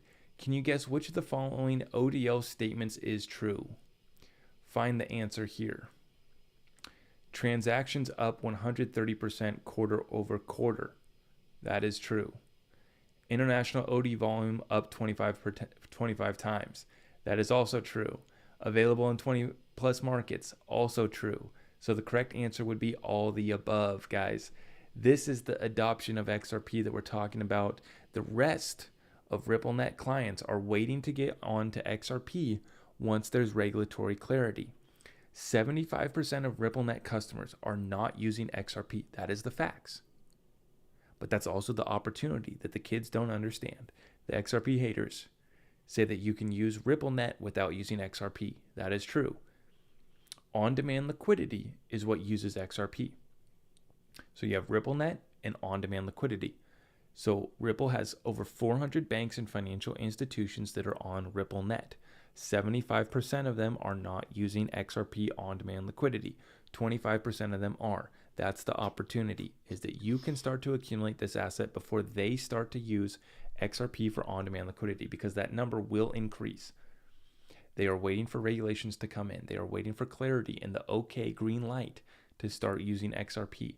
And they will use XRP because it's going to free up working capital. It's going to increase lines of revenue and free up cash flow for these institutions. That's why they will use XRP. It'll save them money. But those are the facts that the kids don't understand. The kids don't research. The XRP haters are too busy pushing shitcoins. They're too busy focused on Polymatic, the new NFT drop, to look at the facts. The transactions are up 130% quarter over quarter. International on-demand liquidity volume is up 25 times. So while we have the XRP stablecoin meme, we have international volume up 25 times. We have XRP available in 20 plus markets compared to 3 last year. That's a 7 times fold increase. So price stays stable. It's actually not stable. It's up 300% over the year. However, we see international volume flows up 25 times. The number of countries you can use it up 7 times. Those are the facts, figures, and logic that we're talking about.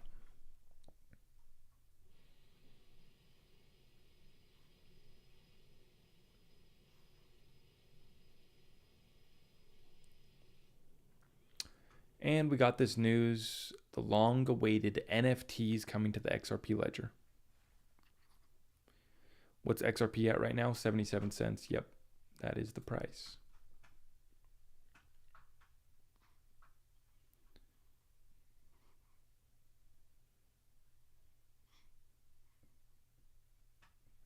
What's my exit strategy with XRP? It's going to be 5% of my bag at $10, and I'll do another 5% of my bag if we hit 20 to 30 bucks. Other than that, I'm pretty much holding the rest of it, and I'm looking to leverage my bag, take out a loan against it. Not really looking to sell most of it. I'm looking to hold on to it, leverage it. Do you think that it is smart to Nexo a loan on my XRP if I hold? I would just try to do their earn platform. Just try to stake your XRP and get the staking rewards.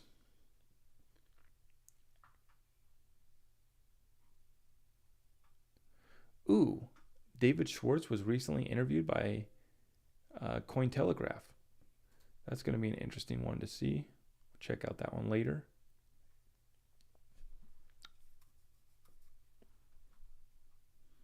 That's good to see.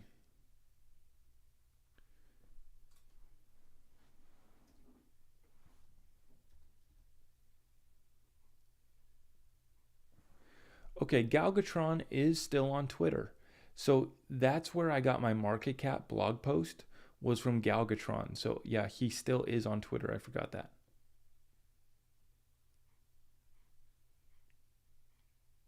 Whoa, what is this?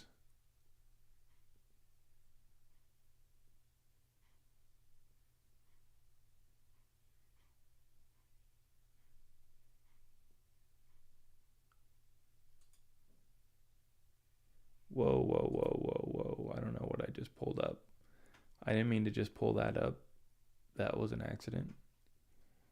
That was an interesting. This is an interesting thread. But David Schwartz says, when you work in this space, you know there's all kinds of crazy stuff you're going to have to handle and fight. But it's the stuff you didn't even remotely anticipate that makes you crazy. Someone says, for example, David replies, well, in the case of Ripple, the drama with Jed starting Stellar. In the case of cryptocurrencies generally, the rise of loyalty to the asset that enriches you and your buddies at the expense of being friendly to genuine innovation. I'm sure I could come up with a dozen more. I wonder what asset he's talking about. Maybe he's just talking in general. Digital Soldier replies, how is it that you still haven't digested Jed's departure from Stellar? There was no non-competition clause and therefore had the right to create a competing company. This competition should even allow Ripple to outdo itself and be stronger, no? David replies, Jed solicited investors. Founders give shares and voting rights to investors. Corporate governance is a real thing that doesn't work if a founder who finds a decision doesn't go their way reacts by taking public acts to harm the company and its investors. Wow. Then he posts this. Jed also violated this agreement with Arthur Britto, who is entitled by contract to 2% of assets created within the Stellar ledger. I wonder if Arthur Britto will ever take Jed to court over that. Violated this agreement. I need to save this. Add images to photos.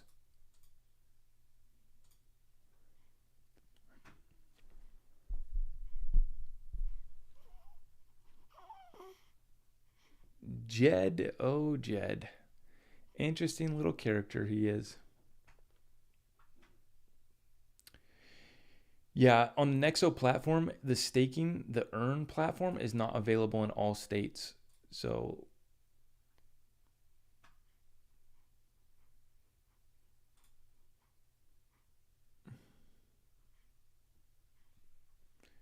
actually, let's go look. Let's see if Dark Defender has dropped any charts for us recently. Dark Defender.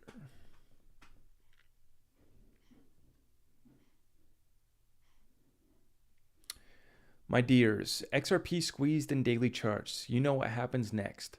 Volatile price action. XRP stayed above 75 cent support for 4 days and can do 86 cents shortly. We have resistances at 78 cents, 85 cents, 96, and $1.04. Supports are at 75, 70, and 65. Our targets are $2.64 and $7.24. Have a great weekend. This is what we're looking at, folks. $2.64 in an initial pump and stretching out to $7.24. That's going to take us to about the 4.236 Fibonacci extension for XRP. So similar price targets that I hold, and that's what we're looking for. The lawsuit extending out our timeline 1 month at this point. Going to be interesting to see what happens.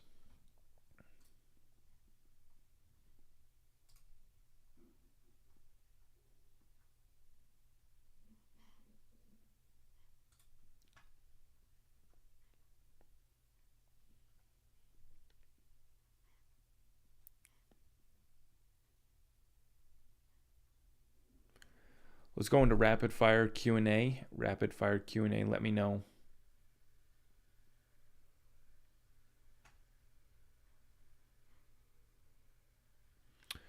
Ooh, okay, this is going to be one to watch. I have not seen this, folks. Mickey B. Fresh, new podcast with Jack McDonald, the CEO of PolySign. Remember, PolySign, institutional grade infrastructure for covering the whole digital assets ecosystem, also created by Arthur Britto and David Schwartz, I believe. Interesting signs there, or interesting company there. I did not know that Mickey B. Fresh did a podcast with them. But he says that XRP is supported by PolySign and Standard Custody, part of their pedigree. Let's check out this clip real quick. Just a little minute for a second. You mentioned Solana. What other digital assets are you hoping to custody platform. So the New York approved list is about 14 or 15 assets that we do not need permission for. They tend to be the household names or derivatives of, so Bitcoin, Bitcoin Cash, Ethereum, etc., USDC, and so we're supporting all of those. XRP as well. We've got a lot of XRP pedigree, obviously, in our firm. Solana, a big one. We're looking at all of those. XRP as well. We've got a lot of XRP pedigree, obviously, in our firm. Solana, a big one. We're looking at a lot of the alternative layer one protocols. We're in the process of soon onboarding LP tokens for Uniswap, so getting into the DeFi space, which we're quite excited about doing. Avalanche, Algorand, Polkadot are next up on the list for us, and we'll continue to support the coins that our clients are most interested in.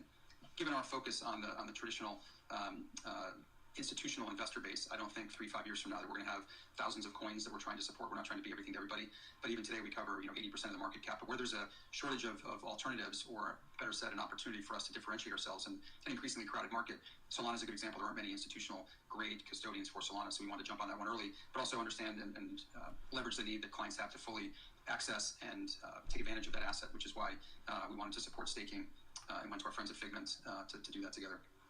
Are there any? Nice. I'm definitely going to be checking out that interview. That's interesting. I've not seen many interviews from Jack McDonald, CEO of PolySign. That's going to be a major player in the cryptocurrency space. PolySign, institutional grade custody.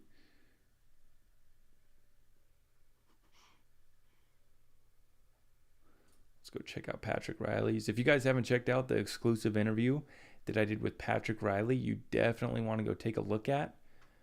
He said that he did one other interview, but I haven't seen it. I don't know what it is.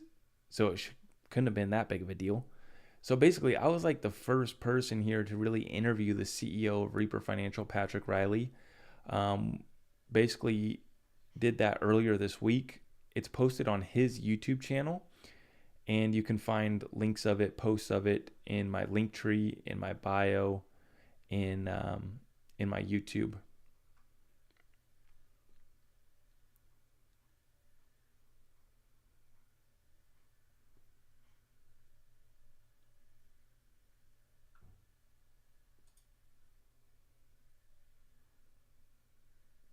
Dang, Reaper went all the way up to 25 cents.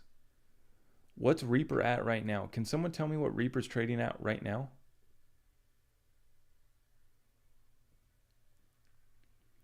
Can we get a Reaper price check in the chat? Is that on my YouTube? The interview, if you're on TikTok, just go to the link tree, my link in my bio, and it'll say interview with CEO of Reaper Financial, and it'll take you right to the link. The video, the good interview, is posted on his channel. I posted a live stream. It's bad audio. Don't go watch it. Go watch it on their YouTube channel.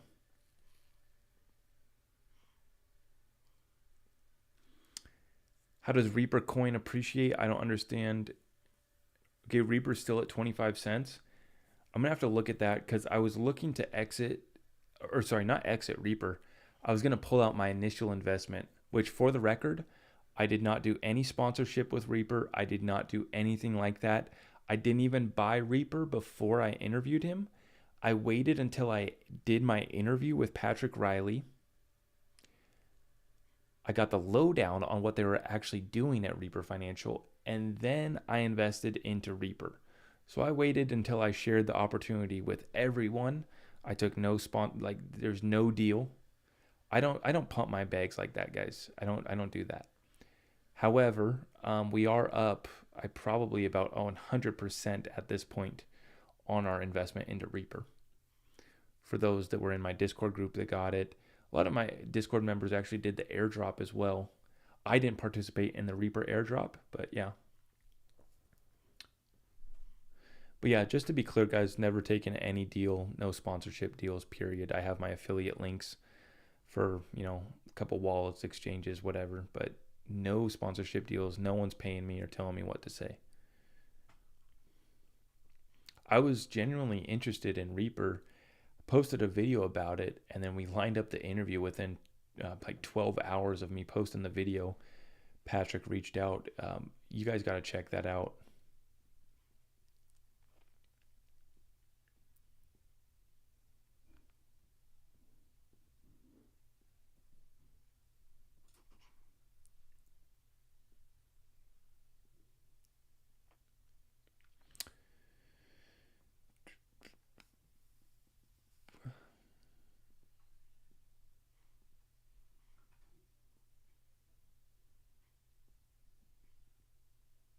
Which AI trading bot do you recommend for a newbie? I don't use any of the bots.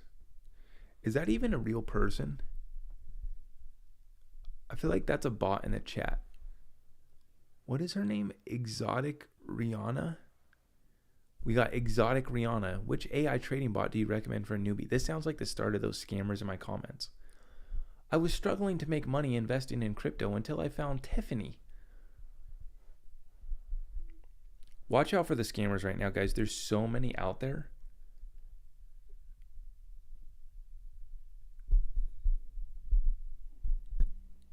So many scammers out here in the space right now. Many people are impersonating me. I'll never use WhatsApp. I'll probably never DM you.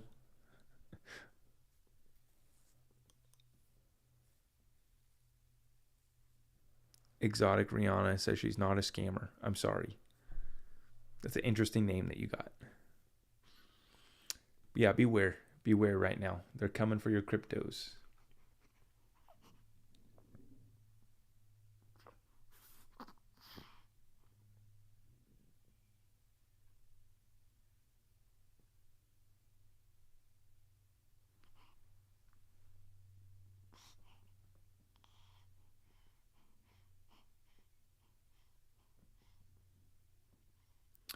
Where to buy the Reaper coin? You can buy it on Sologenic, but the easiest way, if you have the Zoom wallet, is just to add the trust line and then swap XRP for Reaper.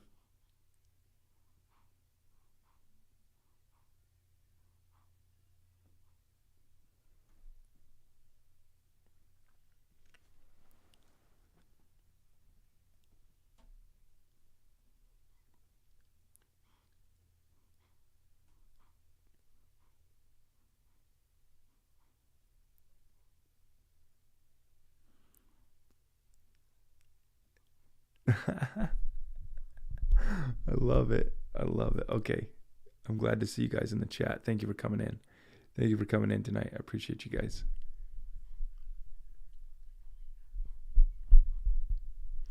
Thank you for coming in tonight. Okay, what do we... I want to see what has Quincy Jones tweeted recently. Let's take a look at Coin Club Crypto. Your bro Quincy. I just posted in my link tree, which is in my TikTok bio. And if you just go search it on my YouTube, one of the first interviews that I really had with anyone of importance in this space. Go check it out. Okay, so oh no, he did post 3 hours ago. Okay, this is his pinned tweet. He spoke at the Ripple X, the Apex Summit, which was a summit, a conference for XRP developers. So he's built on the XRP ledger, but now he works for Zinfin, which is the company behind XDC.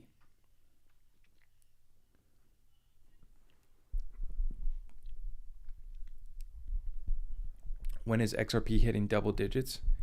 In or around this lawsuit ending, whether that's a settlement, whether it goes to trial, in or around that lawsuit getting settled or wrapped up, that's when we'll see the pump.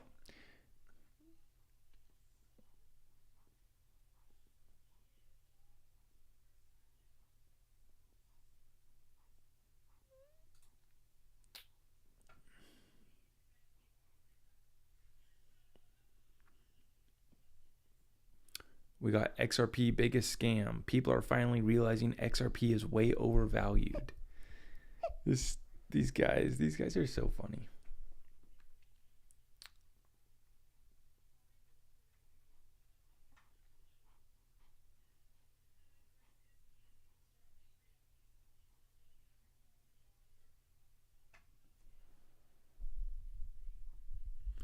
Do I still see a $10,000 XRP?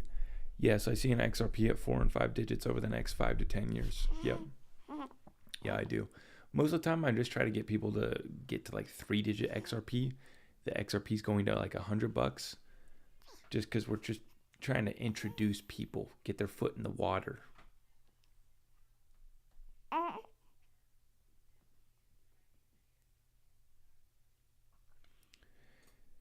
Yeah, make sure you guys are following Quincy, though. Very smart guy in the space. working at Zinfin, so he's actually building on a utility ledger. So it's good to see.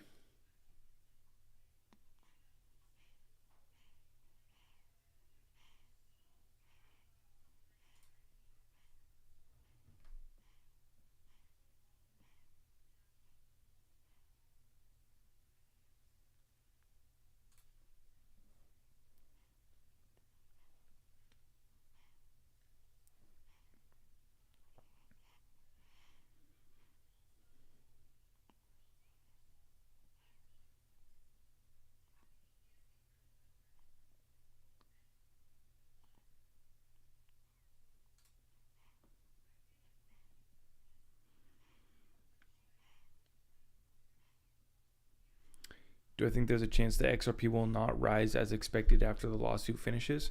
Well, it's going. I do believe it will rise, but it's going to crash too. It'll have a retracement. I'm talking about a 50 to 90% pullback in a bear market. The thing is, though, if XRP has clarity, I think the pullback's going to be far less. Far less. There will be major sell pressure for XRP as it approaches a new all-time high, $3 to $5. Then there will probably be more sell pressure if it reaches out to like $10. Okay, so we may pull back from $10 back down to $2 or $3. Literally. I actually think that that's going to be part of the shakeout of XRP holders. So yeah, be ready for that.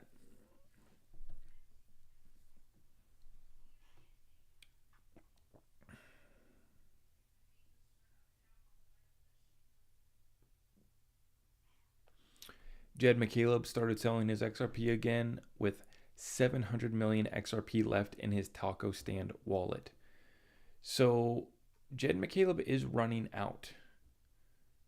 But what's also interesting too is the fact that he is not involved in this Ripple SEC lawsuit like Brad and Chris are. Jed McCaleb, no, just keep on selling hundreds of millions of XRP, billions of XRP.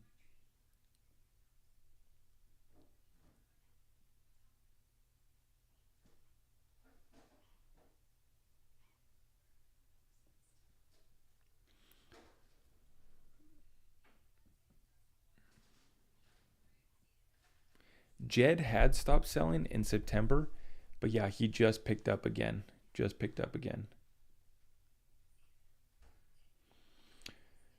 Dang, we are approaching 2 hours on the live stream. I appreciate all of you guys. Thank you. Thank you for all your engagement. Thank you for the super chats tonight. I really appreciate that. Been getting really good comments and feedback on the YouTube channel. Just basically how we're not doing any of the BS. We're not just overhyping shit. Straight to the news, facts, and figures that matter. And that's been the plan.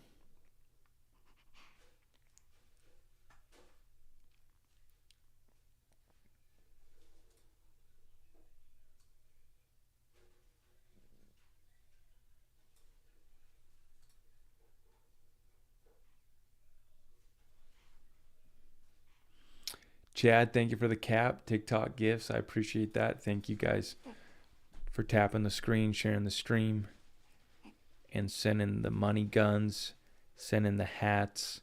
I don't do battles because I try to just keep on bringing you guys solid information. All these other guys just doing battles, running little charity, quote unquote charity. It's so funny.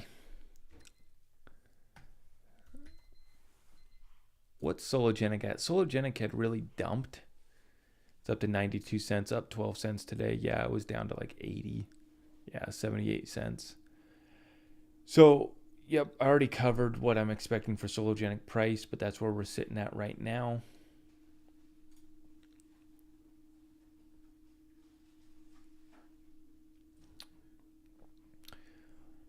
I did hear, what do we got for Bitcoin? If we throw in the, what's the full moon is supposed to be the 17th or 19th, I think.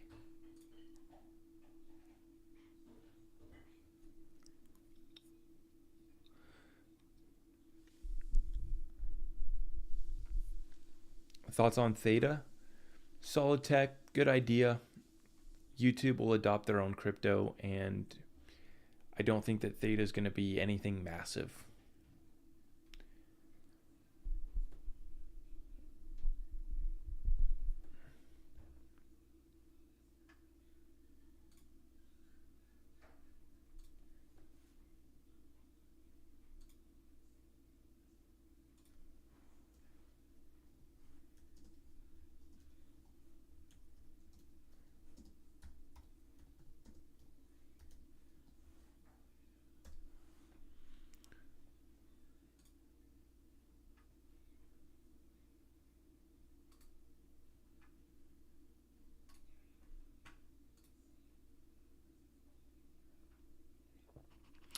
Thoughts on NFTs? They're young, immature. Okay, there's going to be a lot of utility with NFTs. We're waiting for them to mature. Yeah. 90% of them don't have real value, real utility. I don't know.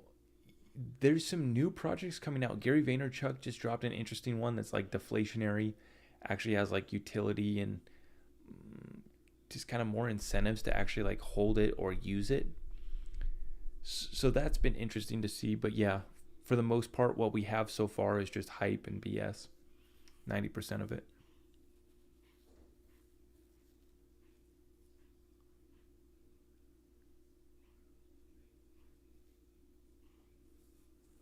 Whoa, you guys are going crazy in the chat. You guys are going crazy in the chat.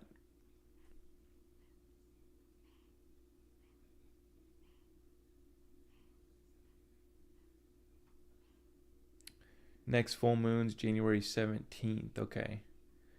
That'd be interesting to see if we start to reverse, if we catch a local bottom on or around that full moon, and then we start to recover from there. What are you guys talking about in the chat? You guys are going crazy up in here.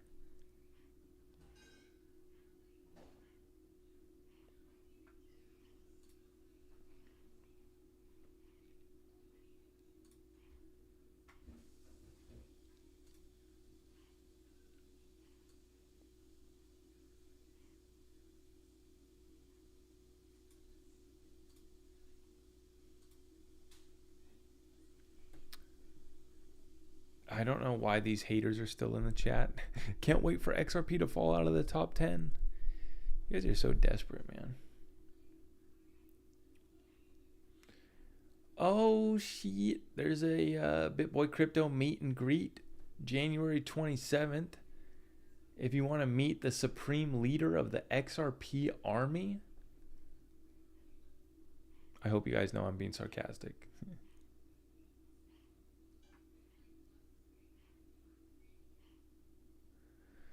Oh, we have the Moon Carl. Got invited onto Fox Business. Let's see what he had to say. Crypto in general is quite hard to use, even for me, who has been in this space for multiple years now. When I send a transaction, I still have to pull out my little USB hard drive ledger device and use these alphanumeric public-private keys to send, and even if you now can do that, you're still having to pay big transaction fees or so-called gas fees when you're sending crypto. So it's not very user-friendly for the average Joe or for example, my grandma. And that's what I want to fix, and that's what we're doing with Casta. We want to make crypto super, super simple to set. Okay, I'm gonna cut that off. I'm gonna cut that off right away. Sounds like he's got his own little shitcoin. We're gonna cut that off right away. By the way, I've been having so much fun reading these comments. I read all of my YouTube comments on all these videos.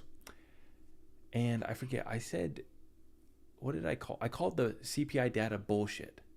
And I think I said bullshit twice in that video. And I literally got people commenting about how they might have to unfollow me for swearing. Like, man, I can't win with you guys. I freaking shave my beard and you guys want to unfollow me. You can't win with some of these people. Obviously, I don't really care, but it's just funny. It's like, I can't say that the CPI data is bullshit. I can't shave my beard. If I say that XRP's like not going to go to 10,000, I have people hating on me for that. When I say the XRP has utility, I got all the XRP's a scam crowd. It's just so funny.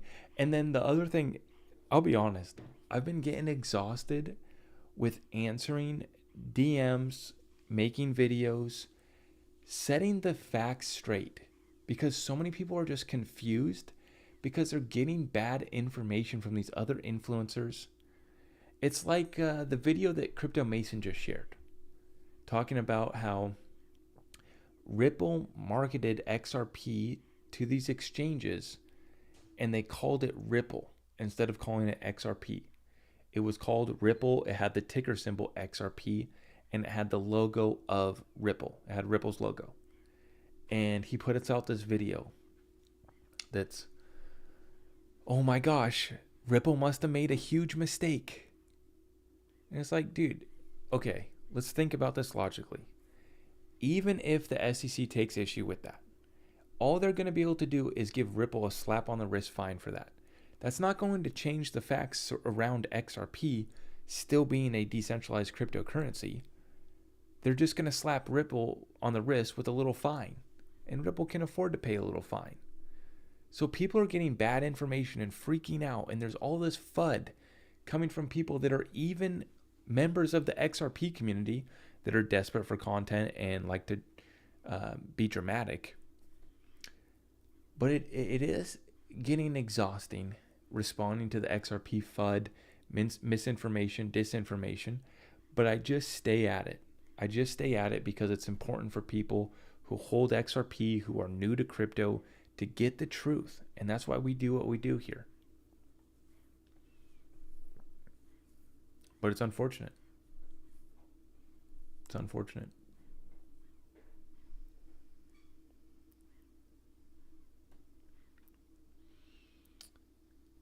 Huge shout out to Farah for bringing me another glass of wine. Appreciate that. Rolling 2 hours in the live stream with baby London here. She was actually gone for the first half an hour feeding.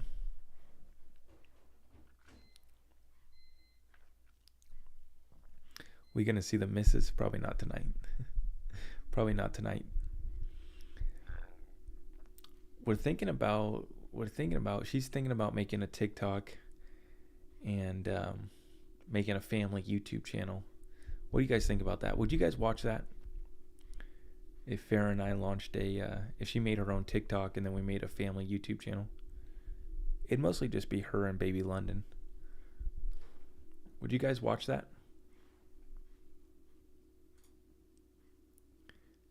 Great idea.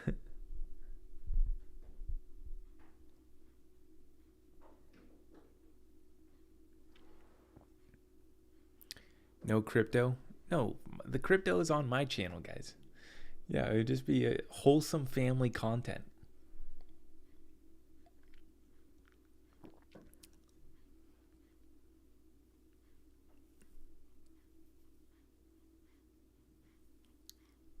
You think the kids should, yeah.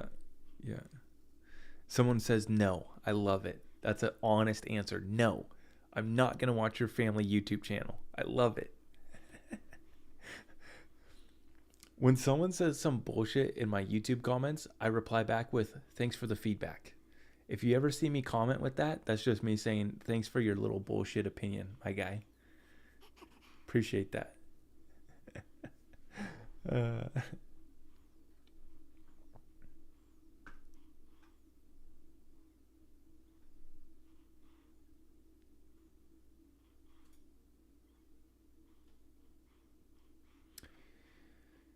So, yeah, what else is happening, guys? What are we looking at here?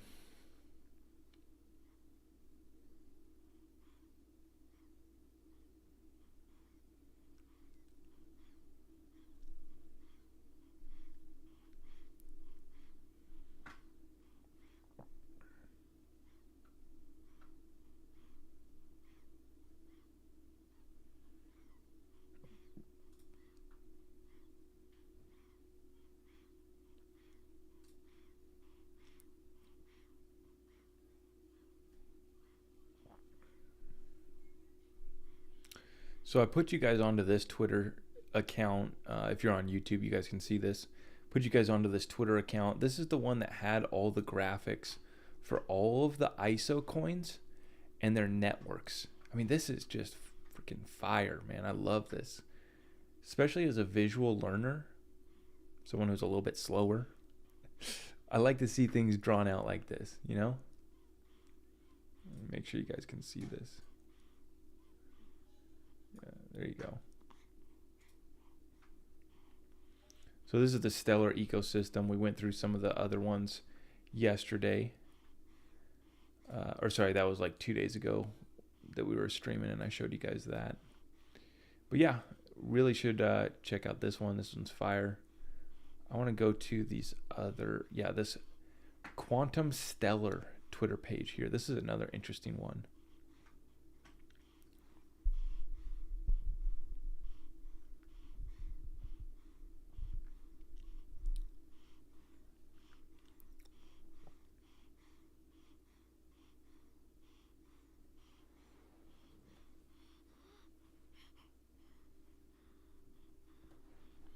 One sec, guys. I'll be right back.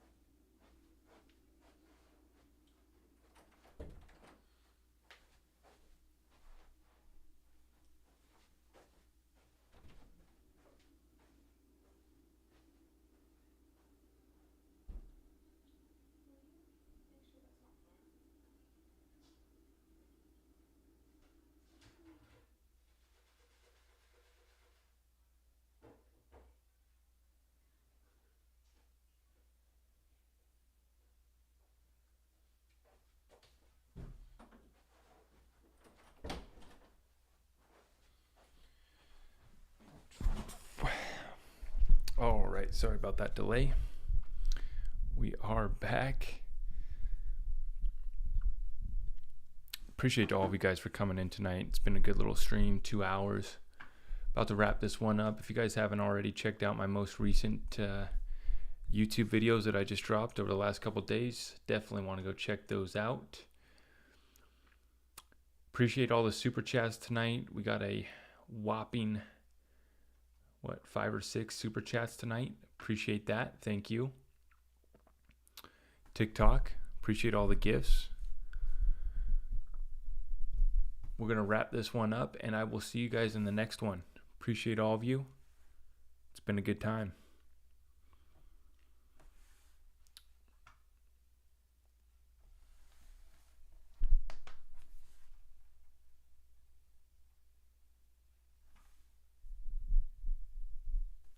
Can you buy XRP in the Zum wallet? I don't think you can. You can't buy, no.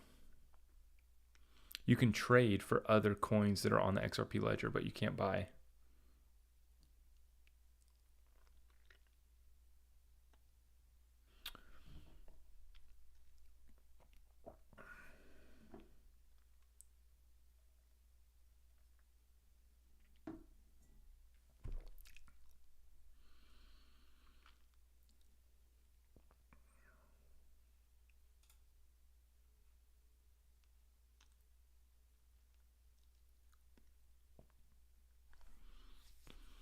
Yeah, thank you guys. We'll see you guys in the next one. Take care. God bless.